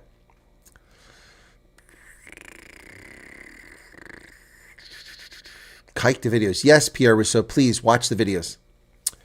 What states would you say is cheaper cost of living wise? Every state's got cheap, inexpensive places to live for the most part, except like high tax states like Illinois and New York are difficult, and California to live in for an affordable perspective. But every state you can find a place to live that's affordable.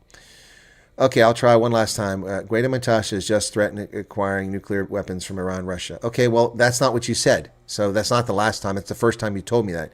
You said, tell Chris about Guaidó. Has anyone asked Chris, told him about Guaidó Montasha? When did he threaten this?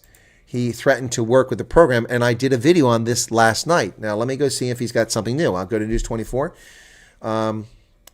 Nope, no headline. Okay, I'll go to All News in South Africa, and let's see what they say. No, Modak's testimony, weather, Zanzu, Terre Blanche, Fort Hare, correctional services, ANC. There is nothing here about Guaidó Montasha. So he did not just say or do something. Let's go to Twitter. I'll go to Twitter, because if he did just do it, that's where it's going to be at. Guaidó, Gwede, Guaidó. Guaidó Montasha. Let's see what's going on here. Okay? Guaidó Montasha. Let's withhold the minerals. That's February 3rd. That smart ass there. February 15th. January 3rd. All right. I see nothing from Guaidó Montasha here. Okay?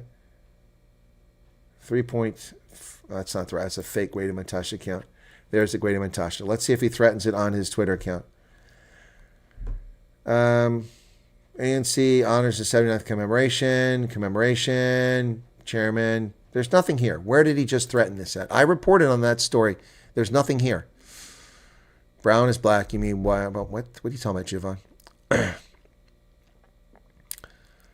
Okay. And there's a super chat from Ronaldo. Hey.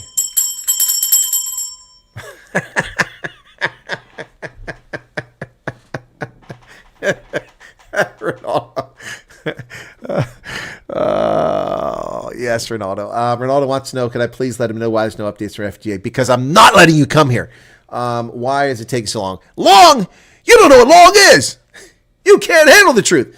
Can you please phone the president? Absolutely. Yes. Yes. Don, please. Sure.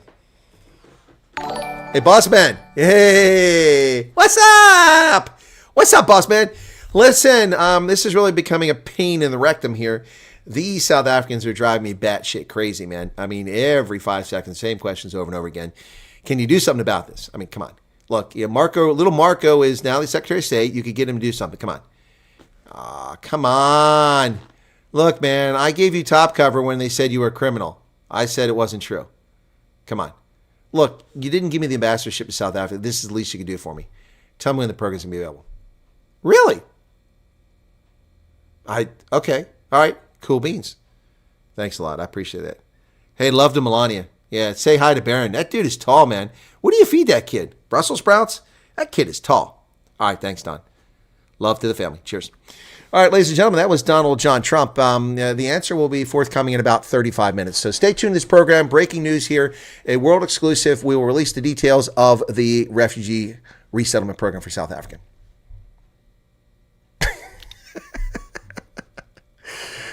Now, somebody here is going to go, that's not funny. Our lives are on the line. You're treating with callous disregard. Watch, somebody will say that. We all need a lighthearted moment, folks. Relax. Will Trump stick this? He's busy with 1 million other things, and it's important to him in the U.S. I don't see why not. He's followed through on all his other executive orders. It's odd how 2 minimum wage jobs in the U.S. provides the same standard of living as an instrument foreman. Well, Sean, no. Some states the minimum wage is $15, so 1 minimum wage job would do that, not 2. Fake news. Hey, El Chicos, it's not fake news. Damn it, it's not fake news. Who let Ronaldo in here? Who let the dogs out? Anyway, your videos are cock, not spicy enough. Prefer the live streams over the videos. Okay, Lorette, Mississippi, Illinois. Okay, what else you got here? I do not miss your content. Thank you, Ekfataldit. Oh, you trust it? Well, thank you very much, Mug. Cool. Rainbow, wait for the info to be published. Okay. All right. All right, now I'm catching up what Nick said. So is it possibly that America wants to remove all these illegal immigrants from America first before going forth? No, Jan, because we're not going to remove 30 million people in 4 years. We're going to try, but we got to get 660,000 convicted felons out of the country first. It's going to take time. So that's not a consideration. Not a consideration. America's a big country, a lot of resources. We can do two things at once. Joe Biden can't do two things at once, but America can. Play 24 is back. Hey, hey, hey. 1-440. Sup, Mr. Pickle. Is Slippery Pickle here? All right. I think Matt Gaetz is on Rumble and Gavin was the leader of the MAGA movement. You're totally informed. Thank you for that. Thank you for that, Charmaine. But I know Matt Gaetz. I don't know the other person. Thank you. Just found you recently to catch up. Which are the top videos to get an overview? Oh, the 14 video. Thank you very much. That's a good question. Thank you. See, this is a problem. When you discover a channel, you've got to go back and look at the content, folks, and see what the channel is all about. What is this? Ineligible. All copyright. That was intentional. Okay, let me find that video. Top 14 Afrikaner refugee program. Now, I did this on the... This was published on the 11th, so a week ago today. So a week ago. Please check this video out. It answers many of the questions. And if I don't answer your question, then come back and ask the question. I think it's only fair to ask people to watch this video. I put 4 hours into production of this video. And I don't usually spend 4 hours making videos. I can usually pump out a video pretty quickly. It's the editing. It takes time. We need to be here, Neil, even if we don't agree with what he says. Thank you, Erica. El Marie Taylor, good evening. Welcome to you. The G-Man, in accordance with the executive order, realigning U.S. refugee program, refugee travel in the United States and all missions program, case processing activities suspended until further notice. This includes the intake. Yeah, well, that's January 20th, G-Man. This is February 7th, and it supersedes that for South Africa. So, yep, but it hasn't been put in place yet. So relax, everybody. Is it true that Matt Gaetz was involved in a big scandal as a fake news? No, it's true. He's in a big scandal. The Department of Justice investigated him. The Biden regime used the state to go after him, claiming he was diddling 14-year-olds. There's no evidence of that. All kinds of claims against Matt Gaetz, which haven't been proven. It was a smear campaign. If he did it, it really doesn't matter now because the water's been so polluted with the truth. We don't know what the truth is. But yeah, the case was dropped against him.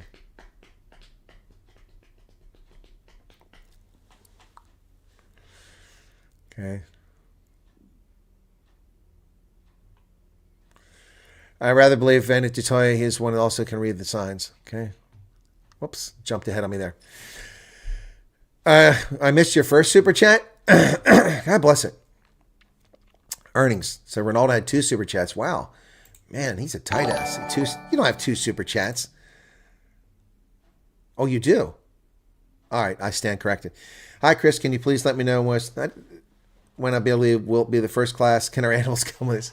Ronaldo, you will be moving in steerage on a boat, on a cargo ship, a container ship in steerage. And you can bring the pets because that's where you'll be sleeping with the pets. Sorry, I missed it, Ronaldo. Okay. This whole refugee program will be so good for the U.S. and so bad for South. Skilled workers leaving a mess. What is your opinion, Utah? Jacques Schwart. Utah's amazing. It's a beautiful place. Amazing stuff. Some people don't like it because the Latter-day Saints, the Mormons, are out there. I don't really care. They don't bother me. That's their faith. That's their prerogative. I don't get any sleep lost over that. But some people have an issue with that. So, good evening, Mr. Trump. Yes. That call was cock funny. Okay. Your channel will explode. Yeah, I wish my channel will explode. Rainbow Dragon, people need to be patient. It's a government's process. It takes time. Yeah, I mean, also remember that the government's in the process of firing everybody. So keep that in mind. I mean, we're firing everybody, so you're fired. So they're just not around to do the work. Yeah, Jacques Swart, did I answer your question? World Bridger, sounds like you need some sleep. What is this? Need some sleep? Oh, you're just trying to be funny. I'm fine. Now I know how to address the Don when I meet him. There you go. That's how it works. He's easy to get along with. Chris, anything new on the floods in Kentucky? No, there may be, but I haven't looked at that. I'm busy with other things. Not funny. His head exploded, said LT. Joe can't remember his name. That's true. Chris has missed 5 calls from Trump, streaming too much. Damn it! That was my call to be ambassador. You guys have cost me my post.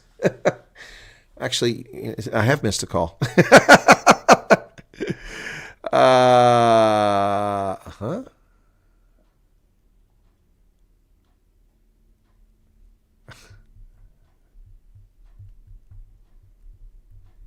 Sorry.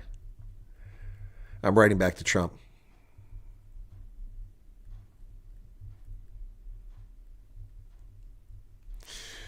Anyway, all right. Please find all those missing kids. What missing kids? Yes, our Social Security administration is paying Social Security to someone who's 360 years old, apparently. All right. Con de Bruin, South Africa is so bad if I have to eat broccoli tonight. I forwarded you the email I got from, it's just a update on refugee program from,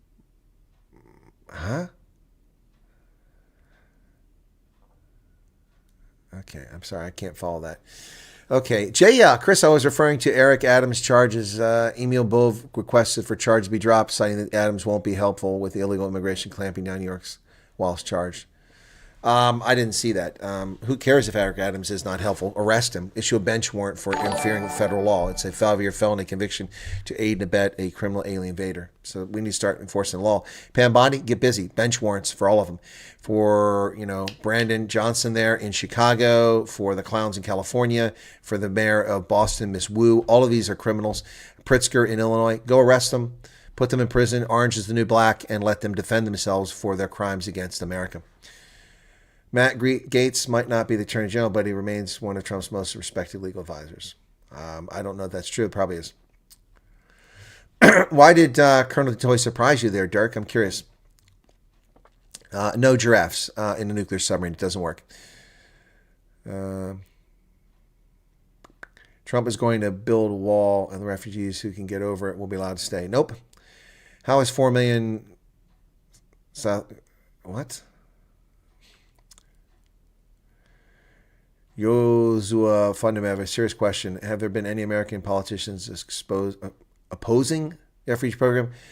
I haven't seen any. I've seen racists in Congress run their mouth about stuff, complaining about what Trump did, but they're not actually opposing it. See, the problem is that the refugee program predates you guys in South Africa. It has nothing to do with South Africa. It's a U.S. generosity. It's a matter of public law. The United States program, the United States Refugee Admissions Program, is a matter of public record. It's a matter of law. It's funded by Congress every year, and it doesn't matter what people say opposing it. It's there. Unless they rescind the law, it's a tool that's available for the president to use.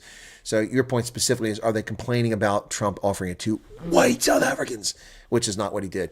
Yeah, there's some racists, this asshat down there in Texas, Jasmine Crockett, who's a blatant, vile, horrible racist, the way she talks, just disgusting stuff she says. But, she's just an idiot out there vying for more attention than Alexandria Ocasio-Cortez. Like your Springbok jersey. Thank you very much, Chris Bolt. I appreciate that. Mormons are a treat in comparison. Francois laughing about something. Why exclude the coloreds? We're the reason they're here. Cornell Combrick, no one excluded coloreds. Where do you get your conclusions from? Do you get it from the same source that told you farmers are the only ones being offered this opportunity? Did your same source tell you that it was for white people? None of that's true. Those are outright lies and distortions. So why would you assume it's not for coloreds? It's yet to be defined. South Africa budget speech, can't expect taxes. Oh, yeah, they want $300 billion more out of your pocket. And since only about 7 million are actually paying income taxes, you're screwed. You're screwed. And they're also going to take 3% of after-tax corporate profits for enriching black-owned businesses, which will mostly go in a slush fund for the ANC. There is a letter from 4 congressmen who wrote a letter to Trump. The media completely ignored it. Send it to you via WhatsApp. I think that's what was sent to me a little while ago by Ronaldo. Yep. Yeah, that's it. That's the one. So Renelle already sent it to me. Thank you for Ronaldo, but she sent it to me a little while before you did. I'll be doing a video on that probably later today, and I'll talk about that. So they're ignoring everything. Why is the media still not talking about Iran and the nuclear program? Why are they not talking about Iran? I've been telling people about this. South Africa is cooperating with Iran on a nuclear program. If you want to piss America off, the easiest way to do it is to send nuclear weapons technology to North Korea or to Iran. Stupid. Chris, you're joking now. Just imagine if Trump really calls. Oh, yeah, that would be something. Well, if Trump calls me, it would be an interview of me because he'd be looking for me for a job. Now I can just see it now. Colonel Wyatt, this is your favorite president. You love how he says it. Hey everybody, it's America's favorite president. I love it. It's so funny. It's like watching a TV show, like a Daytona 500. Hey drivers, the Daytona 500. It's everybody's favorite American president, Donald John Trump. So if Trump called me like, hey Colonel, it's your favorite president, Donald John Trump. Listen, I got a job for you. Are you up for the challenge? That's how we go. Jan van der Riebeck. Where's Jan? I'm not sure if you mentioned this, but I saw Ministry of Agriculture expanded the BE and ag. People are claiming that. I haven't seen where that's at. I need to confirm that. Johan. He's been talking about it, but where did he expand it? That's people say that, but nobody points specifically to tell me where it's at. And I've looked in the media reports, and how does he expand it unless he has the authority to change the rules? Because it has to be a law. Okay. Do you ever sleep? Yes, I do sleep. I don't want people worried about my sleep, but thank you. I appreciate the concern. Yeah, my membership's only 20 Rand a month. I did that because a lot of people don't have money and they just want to be members and support the channel. So it's an easy way to do it. 20 Rand, that's so. Anyway, by the way, folks, I mean, this is pretty frightening, in a good way, Do you guys know that, this is shocking to me, but we have 575 members as of last night. 575 members. Now, a lot of those are probably just going to be fly-by-night, come here, be for a day or for a month or something like that. And they were gift subscriptions, but still, 575. Wow. And we're approaching 46,000 now, 45,780. The video that I did earlier today is having an impact. That one, Trump rebuffed South Africa, is at 56,000 views. That's going pretty well. So thank you for that, folks. And I'll do the other one thanks to the letter from Ronell and from Ronaldo. I'll get on that after this. I was going to work on an article I want to write for the Daily Friend, but looks like I'm going to have to wait for that. Funny that the majority of white Southern people voted to end apartheid. Technically, PK, that's not what they voted for, but in effect, that's what they voted for. So yeah, you can say that that's the case. 62%. Okay. Huge electricity tariff hikes. Yeah, that's also coming. They went up the VAT. That's another one. Yep, exactly. I thought he would be similar to the general mindset of Sightlanders. I did not know he left. What he said was about leaving was open-minded, balanced, and wise for people in distress. Well, the same as me, Dirk. That's why I'm friends with him. You have to understand that Vincent du Toit wasn't part of Sightlanders. He was recruited to come there to help with their civil defense plan. He was in charge of that, and at some point there was a split. And Gustav Müller split and went one way, and Vincent stayed along and in Uppington and kept and reorganized the civil defense. So they're separate organizations now, which is what Boers do. They break apart rather than unify. But yeah, no, Vincent's always been level-headed, so I wasn't surprised at all. The problem is that people make statements about others and characters and falsely attribute things. I mean, look at, remember, aha, we have the proof. The so-called colonel is a CIA operative. People believe that shit. Ronaldo made a video. So why you tell me about it? You trying to promote your video? You got a spanner there. You can Yaku Basson. Good video. Hey, stop complimenting him on my channel, Yaku. You're gonna get banned on here. But thank you Derek for your thoughts on that. Anna Paulina Luna is a 10, says Pablo. Okay. Mark Needham, hope you have some biltong to keep energized. No, I don't. I had some Dwarvois, but I'm out. It's been too long. Jan van Riebeck is here. No wonder they're talking about Jan. Just send us some freedom, please. Well, Trump is doing that the world over, sending freedom. Everyone is ignoring the radioactive elephant in the room. Exactly, Charles. This, look, here's what's going to happen. At some point, Trump's going to make it obvious because, the South African politicians are too stupid to pick up the obvious. Trump's going to say, look, I warned you. You didn't listen to me. You're working with the Iranians? Sanctions. And then people are going to be, oh my God, look at this. And they're all going to come around. Well, I've been telling you this for the whole time that the reason the Americans are upset is because of the way the South African government's been treating them. No, they haven't. No, they haven't. None of them have been telling you that stuff. I have. If I move to U.S., I will be an American. This African-American, Mexican-American prefixes. Yeah, well, I'm not an Irish-American or German-American or a Viking-American. I'm an American. We have the best colonels. They're the greatest folks. The best. Wyatt, he's beautiful, wonderful man, one American. Well, thank you, Istafak. Ronaldo, brilliant job on evidence ground provided today. What is this? What is this video by this Ronaldo Goes dude? What are you guys talking about? Everyone is talking about the end of ANC. What replaces them? Well, when you say replace them, the replacement's already there. MK is already there. But they won't get 50%. So who replaced them in government? Well, it won't be the DA. Because this is what DA voters are telling the DA because of Bella, the 3% black tax and expropriation without compensation. I'm leaving on a jet plane. Don't know when I'll be back again. Yeah, that's membership in the DA. You think South African economy's in the tank? Look at DA membership. Secondary explosions. Yaku is saying sorry. For what, Yaku? You don't have to apologize. Rhino Russo probably not anytime soon. The head of the State Department is in Europe, Germany, Saudi. What was the question?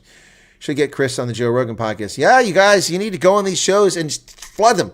Hey, you want to hear about something? Get the American Colonel on. Get Colonel Wyatt on. You guys got to do that. That's how I wound up on Caravan to Midnight. People kept going on and saying, you got to have Chris on there, and they contacted me and asked me to go on. People in the know, I think, must have talked to Rob Hersoff, or Rob was watching some of my content, and next thing I knew, Rob reached out to me. And right before a broadcast, Rob Hersoff said, hey, Chris, it's Rob Hersoff. I'd like to come on your program. I'm like, okay. It's like 15 minutes before I went live for the news, and or half an hour. I'm like, okay, when do you want to come on? Well, I'm available today. I mean, you don't turn that down. So I just scrambled. I did the news, and I had Rob come on afterwards. It's crazy. Looking forward to a series of videos about South Africans adjusting American life. Yeah, that'll be interesting. Of course, they'll probably do it. South Africa should be sanctioned because of the nuclear program with Iran. I think I would agree with you there. Should get Chris on the Rogan. I agree. Get me on there. Breaking news. Can't live in the United States for the next 4 years and breathe the same air as Elon Musk. Oprah Winfrey says of her decision to cease her legendary show and move to Italy. Thank you. Charmaine Bester for your membership. Are you serious? Are you making that up? Is that a joke? Is that a meme? I would laugh my butt off if she does. You know what? Oprah Winfrey is welcome to go to Italy. There's plenty of Africans there. She'll hang out with them since she thinks she's African. Yeah. Great to see you going from strength to strength, says Rory. Thank you. Keep up the good work. Well, I'm trying, but we had several slow videos there in a row. It's funny because I'm saying slow, but a slow video today is 20,000. I had a 71,000 video about Ramaphosa insulting America. Then I had 1, 2, 3, 4 20,000, a 15,000, a 6,000, a 21,000, a 19,000, a 5,000, and then finally we're back on track with one from last night. Jacques Swart, thank you very much for your membership. As well as stopping Algoa, you mean Algoa? They should freeze assets ANC. Well, freeze the ANC assets. That won't be hard. There's no money. A lot of people predicted that the GNU will be the end for the DA and ANC. I wish all the good guys would form a party. Yeah, that probably might be the case. DA blocked at my provincial level. I must be honest. I don't see anything that will turn the ship around. Thank you, Linda. I could solve it instantly, but I have to be in charge. The great white multicolored hype delusional alliance. Wonder when the new song hits the street. I'm a refugee. I'm an alien. I'm a legal alien. Sting. That'll be the theme song. I'm a legal alien. Yeah. Linda DeBrune, thank you for your membership. Like the video. Please do like the video. Just imagine if we get into the U.S., we can go watch the Olympics in a few years. Yeah, that's true. And the Rugby World Cup will be here too. Hello, I don't care. I don't care. I toss my clothes into the bridge. I don't care. I love it. Do you think Oprah's school is standing? I have no idea what's going on with her school. Wakanda. No, I never watched that stupid movie. I keep saying that Cape is more backbone than DA. Well, white South African be called African American. You call whatever you want to be. All right. Wow. We got through all that chat there. We did the news. People seem to be... Excuse me. Now it feels like I'm tired because I'm yawning. Sorry. I never got to yawn this morning. So there's a membership. El-Marie Taylor, thank you for that. Hi, Chris. Please go view this podcast. See from about 50 minutes now. This isn't racial. Dean, there's no podcast there. Only moderators and content creators on YouTube are allowed to post links. That's a YouTube rule. Hard and fast. We can't do anything about it. Please tell me what podcast you're talking about, Dean. We owe you a great deal, Colonel. Well, Mark, just subscribe and tell people about it. And if you're rich, super chat. If you're rich, super chat. If you're not, please don't. Well, if we move the U.S., the U.S. will win the World Cup. Well, we'll see. Breakfast Club. There's a video, apparently, according to Nota, the Hustlers Corner podcast today. We South Africans. Desmond Hus, welcome to you. We South Africans are the most undesirable whites in the world, and we are lower class humans What is that? Who put that out? Wow, what's all these memberships? Thank you for the membership. Sanhil Maharaj. Wow, Maharaj, that's a cool name. Chris transitioned from sub-Saharan subject matter expert to pet transport analyst. That's good. I like that. That's right. Welcome to the pet transport service. I feel like Ace Ventura, pet detective. If it's just me or are the leaders kicking into higher gear of idiocy? Yeah, they are. They're trashing Trump. Yeah, they're stupid. They're doing it for domestic audience, but your domestic audience is not what you need. Yep. Are we boring you, Chris? Oh, absolutely, Rui. You're just putting me to sleep, man. You're just be great walking around not being a minority. Also, no burglar bars. Okay. Good day, all, says Jane. Are you saying hello or goodbye, Jane? I hope it's hello. Great memberships. Yeah, thank you all so much for that. Jevon Kelly Zev, and your message disappeared. Why'd you take it out? Colonel Riz is back. ANC have future plans for China. What's more exciting? Membership, subscription. Memberships are great, Edward, but subscriptions are what we're trying to get. That's what I'm really excited about. Thank you for the memberships. Don't turn them off. That actually gives me money, and that's great. But I have 500 memberships now, which is fantastic. But we have almost 46,000 subscribers. We want to get to 100,000. Push on for that. So, yeah, and that doesn't cost anybody any money. Well, I'm German African, so I'll be German African American, says Rainbow Dragon. Ja, ich glaube, das ist ja total Quatsch. Das ist ja unmöglich. Solche Leute existiert nicht. Afrikanische deutsche Amerikaner. Ja, das geht nicht. No. Nein, nix, niet, nein in der Bahnhof. Nope, nicht, unmöglich. Which company should the Colonel get to sponsor the show?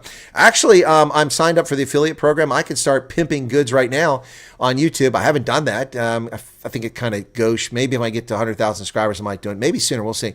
What's happening in USA? I've been busy working in Seoul News now. Trump fired FAA personnel resulting in plane accidents. Fired nuclear staff threatening safety, deportation, Seoul no reports. Because none of that's true. Those are all lies, Esbach. None of that's true. All the people who were fired were provisional employees who weren't in any positions of authority or responsibility. When you work for the federal government, you are an at-will employee for a period of time, sometimes 12 months, sometimes 2 years. The people fired were the last in, first out. That's fake news and lies. Those people weren't fired until after the plane crashes. So even if they were people responsible for plane crashes, it's a lie, Esbach. As typical. So thank you for bringing me the fake news that I can rubbish instantaneously. Plane crashed in Canada, but it's Trump's fault. Exactly. Oprah thrown it. I don't know what Oprah did. Can only swear in German, says him. 300 million people, so little accents. It's not South. Huh? Yeah. So. Okay, so let me put a few things in there. Yeah, my boyfriend said it will be a culture shock to wake up and go into the streets and see his own people. Why the culture shock will be to go to the shopping mall and not watch a cash and transit heist, you know? When do the IRS Muppets get forced to work on the border? Not soon enough. But there's going to be a downside to this. I'll probably have a tax return. They owe me money, and I probably won't get it in a timely fashion because there's no one there. Oh, my goodness. Kim Walker, we need to bring Rossi. Okay.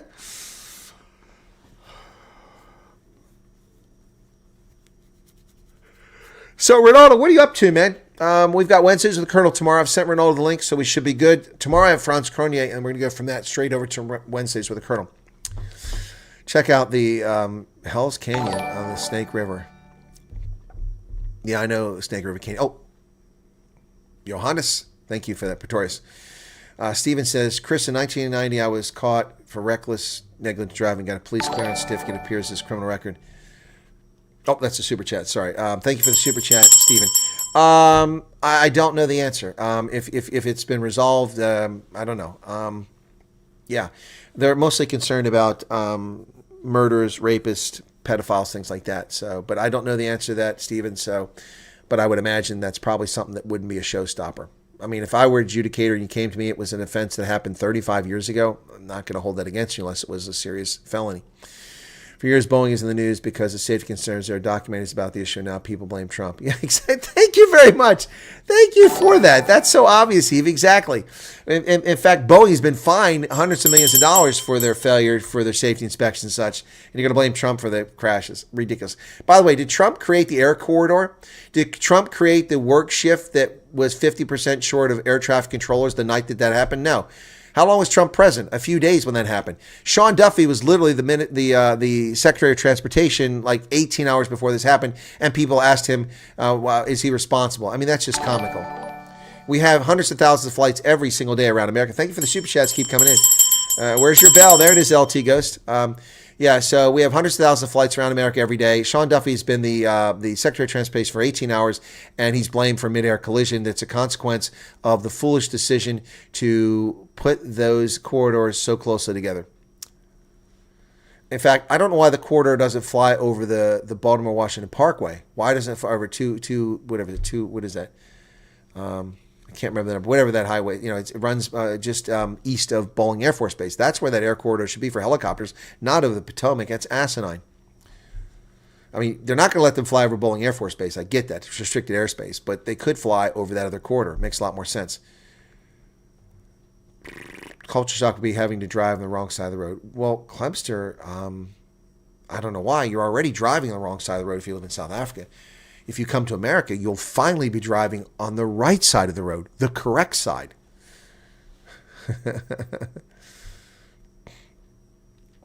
She should look at Epstein. What's this?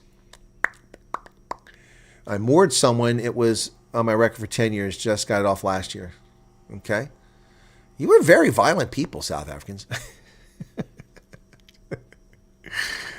Discussion about driving on the right and wrong side of the road. Just practice driving in Grand Theft Auto. That's not driving. That's cruising. As a 26-year-old, we were born in this mess and was taught in school to respect everyone equal until a reality hits you in the head. Yeah, it does hit you hard, Kevin. You're a born free, but you're not free. You're oppressed by the state. So all South Africans are born free as being oppressed by the stupidity. South African fishing all depends on where the driver's seat is. Do you think South Africa will go through the same economic collapse as Rhodesia? It's possible. I missed my manual transmission. Well, you can get manual transmissions in America. We invented them. They're just hard to come by now because there's so often they have. I have my Toyota 4Runner. I couldn't get a manual, and it's a truck. I wanted a manual, but that was 20 years ago, 21 years ago. A truck's 20 years. Now I get to tan my left arm while driving. Correct. Life is cheap over there. Correct. Con de Bruyne. No, I will be an American. Whiskey Tango Fox is an African American. It's a made-up term. I think Jesse Jackson's the one that coined it back in the 60s. It's utter nonsense. It's insulting. They have nothing to do with Africa. The people are so-called African Americans. They're black Americans, or they're simply Americans. That's what they really are. Yeah, we're waiting for Kash Patel. They delayed his hearing or his nomination confirmation for a week. Light Rain, the Colonel reads all the comments. He just responds to most. It's kind of a super saver with 600 people typing. Exactly. I can't read them all. I'll do my best. Can you send us a unbiased link for news in America? Would like to bookmark it right here. Right here. Objective News. I cover American news. I did that early in the program. Yep. You mean a news site? Well, there aren't many of them these days. I read everything. I read what the left puts out. I read what the right puts out. And I decide for myself. But I cover the news every day, 7 days a week. That's how this program started today. Where I came from has no bearing on where I pledge my allegiance to. Okay, my record is clean, but they need to add that I'm guilty of buying a few cool drinks for officers. Just no backseat drivers. We have some already. Yeah, they're always around. Every episode I watch, I see those figurines in your left shoulder. Who are they? My left shoulder. That's this one. Okay, so over here, over there. Okay, hang on. So that's a Springbok. That's a teddy bear that was made for me by one of my viewers. This was a gift. It's got movable arms and legs. This was a gift made for me by one of my viewers on my first trip back to South Africa in 2022. I frequently change what's on the shelves. That's my friend Cyril Ramaphosa. He's a jackass penguin. I got him from Penguin Sanctuary in Simonstown. Cyril Ramaphosa, my jackass penguin. This is a marmot from the Needle in France. Rugby World Cup. And that's a Rugby World Cup teddy bear. Those figurines up there are new. I just brought those in. I used to have them in my office because I'm a huge Big Bang Theory fan. That's Raj. And then Penny and Sheldon and Leonard are all up there. And, of course, Howard Wolowitz. Yeah. So I take those off periodically and change them around.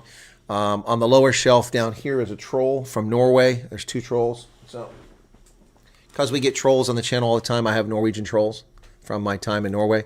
So you can see that purchased in Norway. This is the large one. There's a smaller one down there.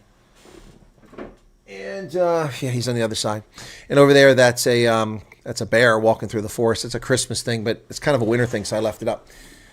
Yeah, so I put Easter eggs up. I changed things. Speaking of which, this needs to come down now. Valentine's Day is over, so he comes down now.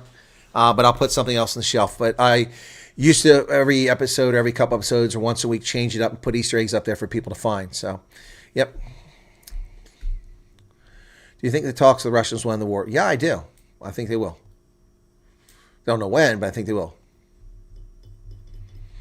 Yeah, people keep asking about redacted, but you got to go on redacted and tell them and write to them, send them messages, go in their chat, send them emails, tell them they got to get me on and learn about South Africa. Yeah, please do that. I would love to be contacted by redacted and go on there. They got a big audience. Yep. As of tomorrow, I'm starting to practice to drive on the right side of the road. Good luck with that, Louis. You're gonna piss people off in the overtaking lane. Good luck with that. That's funny. I love it. I love it. I love it. 675 people. This is frozen again. YouTube is such a pain in the butt. The tabs have been freezing for weeks now. As long as the stream keeps going, though, it's not the end of the world. It's not a train smash, as you all like to say. Mailed you a link to the video I was referring to. Please click it before calling it a night. Would love your views. Okay.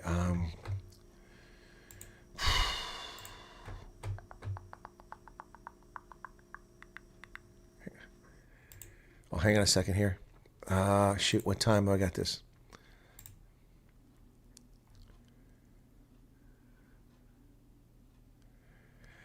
$11, 12, 1, 2. Okay, I'm good. I have a call in an hour. I just had to verify that's still on and make sure I didn't miss it. Okay. Okay. So you want me to go look at this? I'll go to my email. And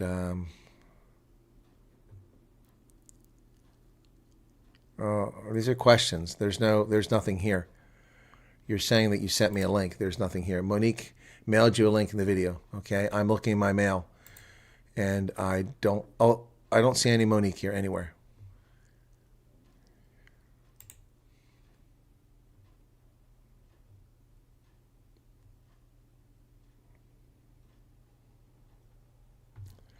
I shared this to. Okay, sorry. Neil Diamond asked me for the link. I gave it to him, so I'm puzzled. Okay. CIA really needs to up its game. The wall gives away every time you move location. You guys are funny. I don't know where that's at. Cloudy is back. Welcome back. Any thoughts on Matt Gaetz? And I didn't see it. I've mentioned it already. I have no thoughts on it because I haven't seen it. More jackass than penguin. Oh, you're talking about Cyril. And there's Itzhak Mayer just subscribed. Thank you for that. Okay, what is your favorite place to visit in South Africa? I love to visit the Western Cape, but as far as living a place hang out, Pretoria is my place, especially Pretoria East. I really like it. Yep.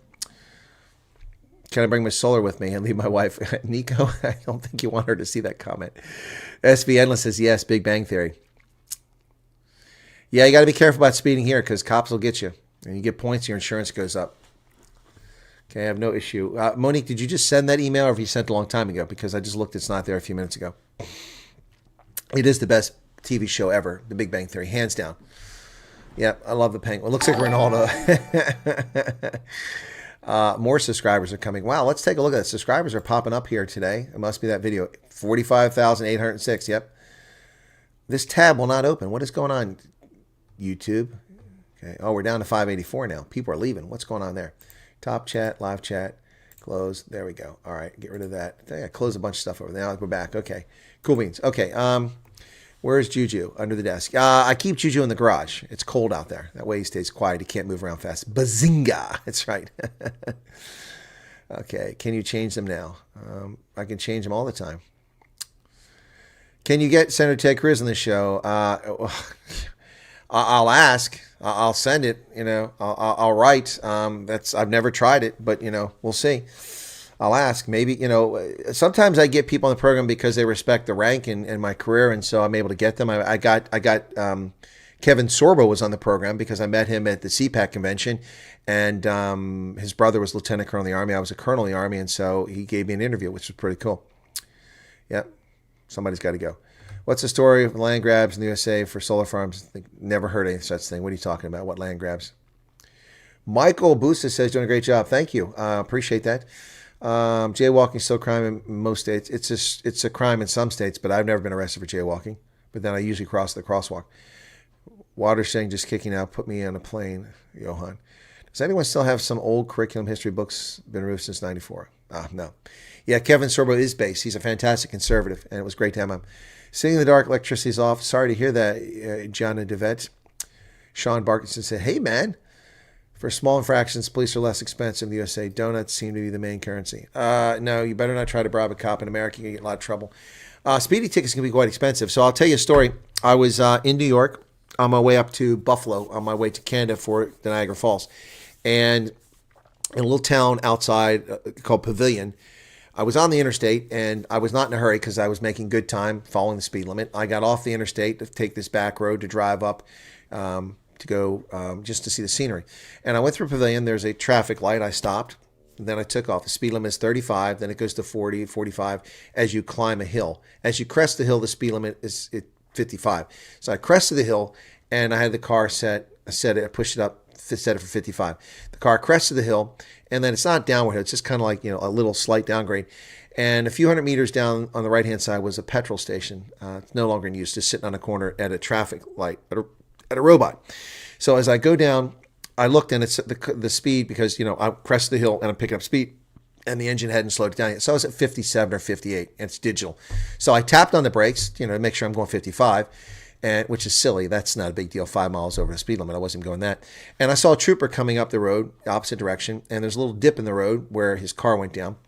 So I didn't pay any attention to it, and I see the light changing, so I tap my brakes, I slow down, and I look behind me in my rear view. I happen to catch this movement where that trooper whipped around in a cornfield and turned around the crest of the hill and started coming back and turned his lights on. I'm like, whoa, who's he chasing? I was stationary at the robot when he came up behind me. And he went, woo, woo. So I pulled over into the petrol station. He came up to the window. Now, you have to understand that in America, you have to have a driver's license and a registration in the same state where you're a resident, where your car is registered. And normally your insurance is also there. But you have to have proof of insurance, a driver's license, and the vehicle registration when the police pull you over. So he came up and he asked me for that. Now, I've been in the military. I was still on active duty for so long that I'm accustomed to being harassed by the police for what I call driving while out of the state or driving while in the military. So I'm in New York. My license plates were Maryland. I lived in Pennsylvania. My insurance was in Texas. My driver's license was in Ohio. So Ohio driver's license, Texas insurance, Maryland registration, and my residence is in Pennsylvania. That should raise red flags, except I'm in the military. So military are allowed to do that, but everyone else can't do that. That's trouble. So in order to circumvent a long conversation, I've gotten in the habit of pulling out my military ID card, which is not this one now. This is the retired one, but military ID card. So I have the license registration and the insurance paperwork. I got out of the glove box by the time he came up and he asked for it. I handed the registration and paperwork. He said license, and I handed my license. And what I do is I hand him both. I hand the driver's license and I give him my military ID card. He looks at my military ID card and he looks at me and gives me this shitty look in his face, and he just tossed it back in my lap. I don't know what the hell his problem was. So if his presumption was I was giving the military ID card because I was expecting some kind of leniency to get out of a ticket, no, I was trying to avoid a 10-minute conversation about why my insurance is based in Texas, my driver's license is from Ohio, my registration is from Maryland, and my home of address is Pennsylvania, because that takes forever. Anyway, so he left. He came back and he said, well, I clocked you at 75 miles per hour. I said, no, you didn't. That's not possible. He said, yeah, you're going 75, but I'm going to write you down for 70. I said, I wasn't going 75. I said, I have a GPS in here, want to check the data, can download it.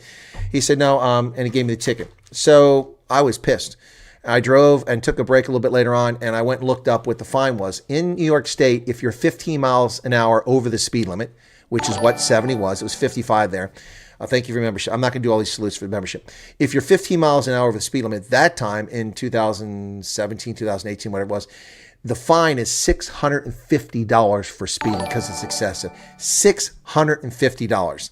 Ladies and gentlemen, a speeding ticket for going 15 miles over the speed limit, which is ridiculous, is $650 times 19. That was a $12,350 ticket for something that I didn't do. So, plus you get points on your license. They notify your home state. You get 2 or 4 points. You get 10 points. Your license is removed. I haven't had points on my license since I was a young kid. And I was actually speeding back then, going 63 in a 55 zone, trying to get to work on time on a wide open 4-lane highway. Anyway, so they do this crap, the military, all the time. They always tell me, driving while black. Well, try driving while in the military because you never have a license plate from the state that you're in, except rarely. So that courthouse was a, 4-hour drive or something like that from here, almost a 4-hour drive.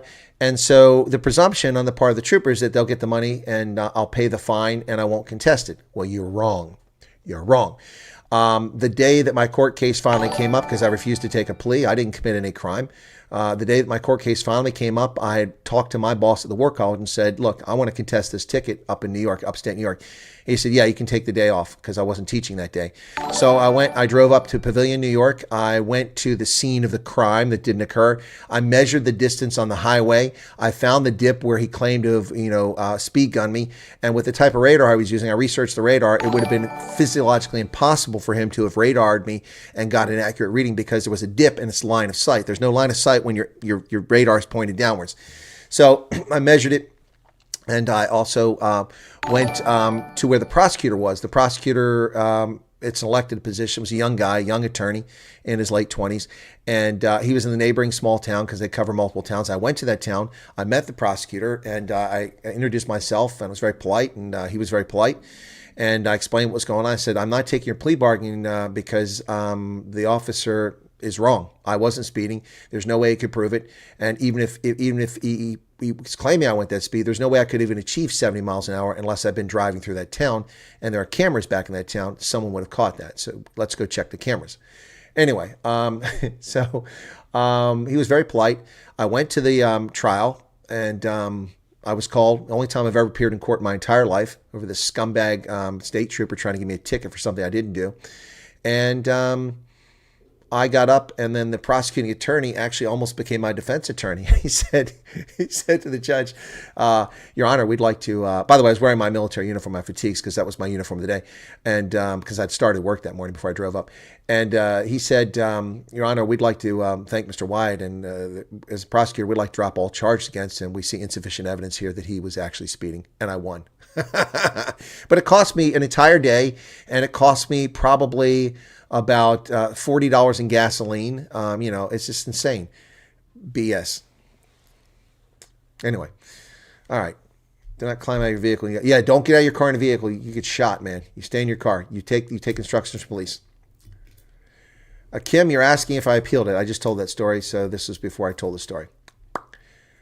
But it wasn't easy. It cost me a great deal. I'm not going to take a ticket for something I didn't do. Look, we all speed from time to time. And if I speed, I'll admit it. When I was young and I was coming back from Germany where I've been driving 130 miles an hour on the highway, and I'm driving on a 4-lane highway where no one else is a road, and I'm just trying to get to work, so I was going 8 miles over the speed limit. I paid my ticket back. And twice it happened right after I got out of the Army, and then it never happened again. But I'm not going to pay a ticket for something I didn't do.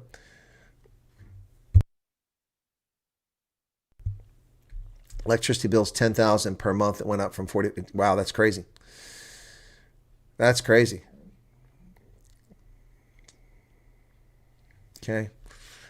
All right. That just goes to prove that Donut would have trumped the military ID. Nope. Okay. Or if I'm on a H-2A visa and my wife and kids are in South Africa and we want to do the refugee thing, when it opens, how will it work for me? It won't work for you. You can't have refugee status unless they make some kind of exception, which is possible, but under the law, that's not the way it is right now. You won't be able to get refugee status if you're in the United States because you're not being persecuted. Your family can qualify for it, but then they come over here without you. So, and you can't stay when your visa expires. So you're going to have to go back to South Africa most likely. But I would not panic. I would wait to see what comes of the ruling. And when we have the information, then we'll share it. And then you'll have to make decisions.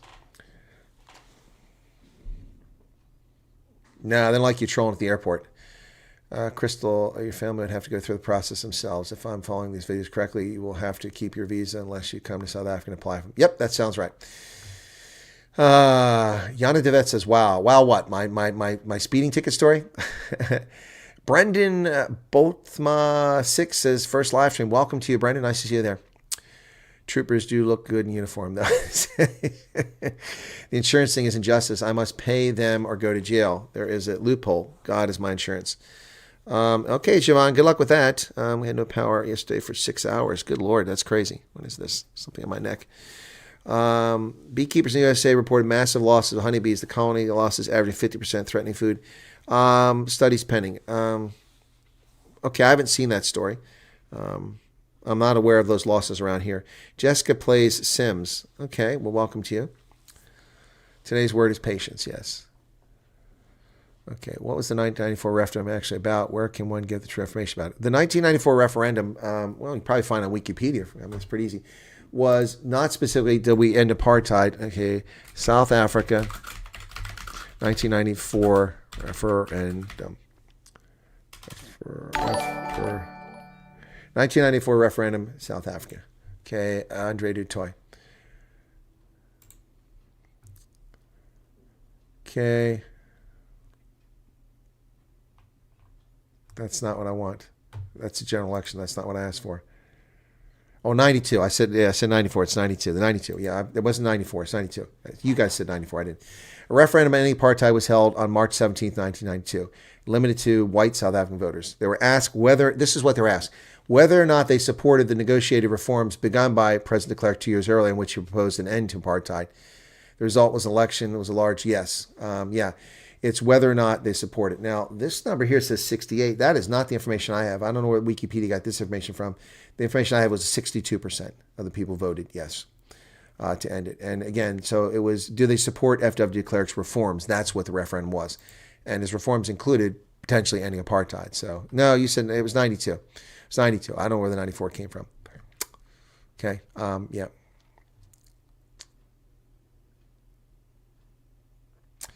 And it says, one of the podcasts describing white people's genetically inferior species, talking about South African issue.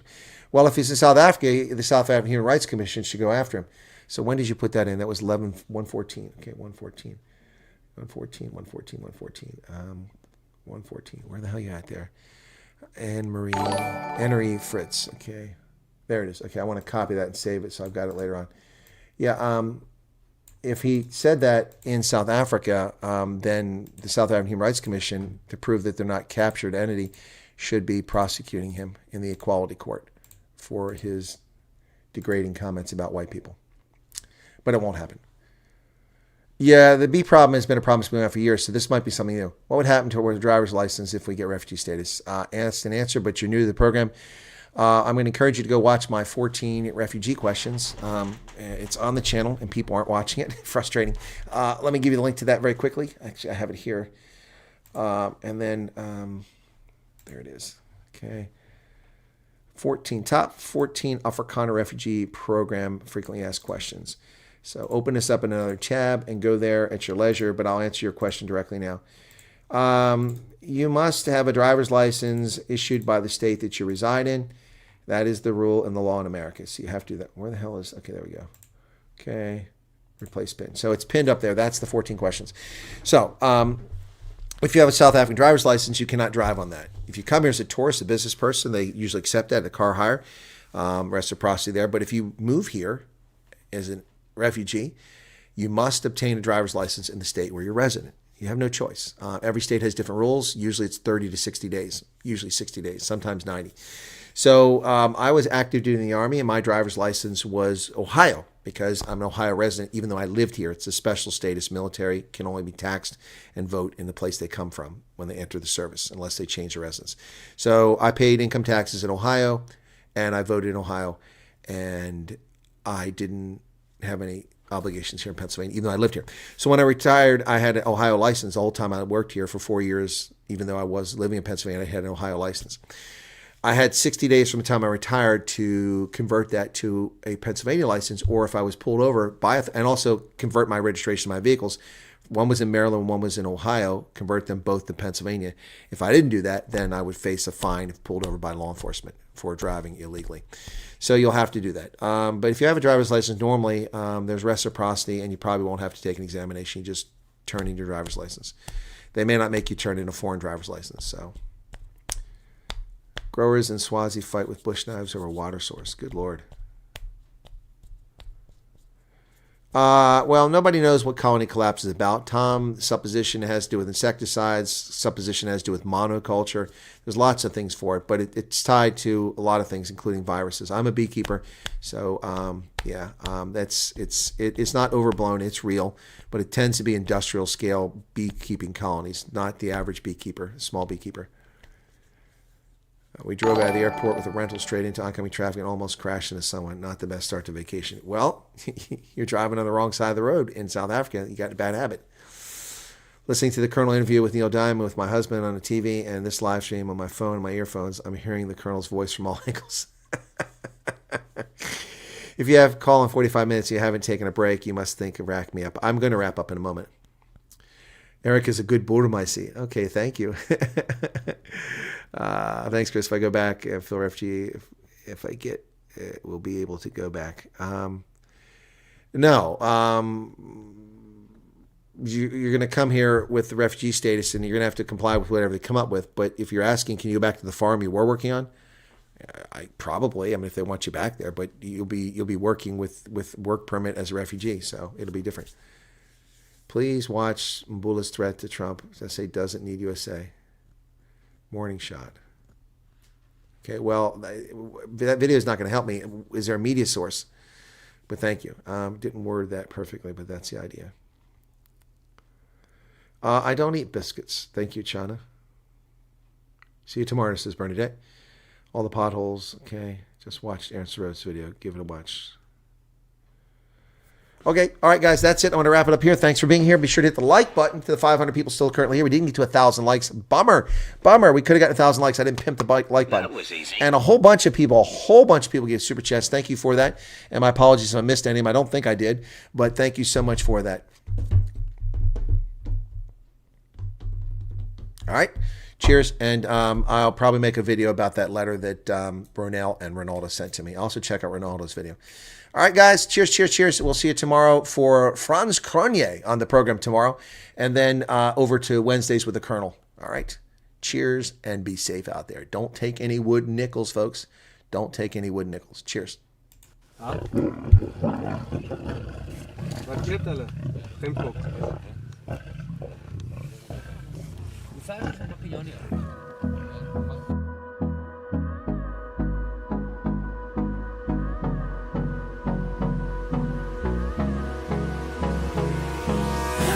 me close till I get up. Time is barely on our side. I don't wanna waste what's left. The storms we chase are leading us, and love is all we'll ever trust. Yeah, no, I don't wanna waste what's left. And on we'll go, through the wastelands, through the highways, till my shadow turns to sun rays. And on we'll go, through the wastelands, through the highways, and on we'll go.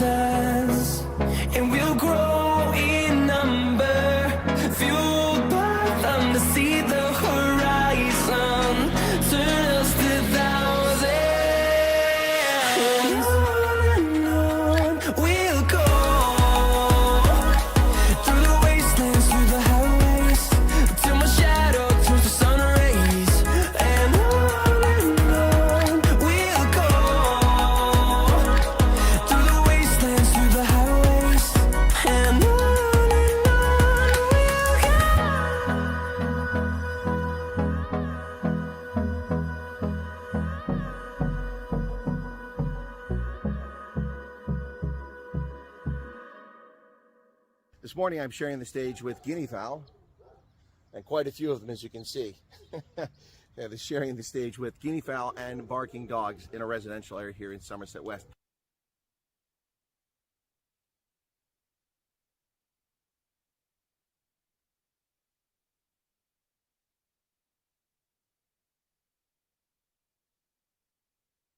Of things like AGOA and access to U.S. market.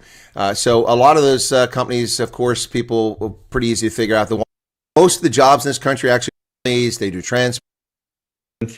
This is my hack for working smart. Monday.com.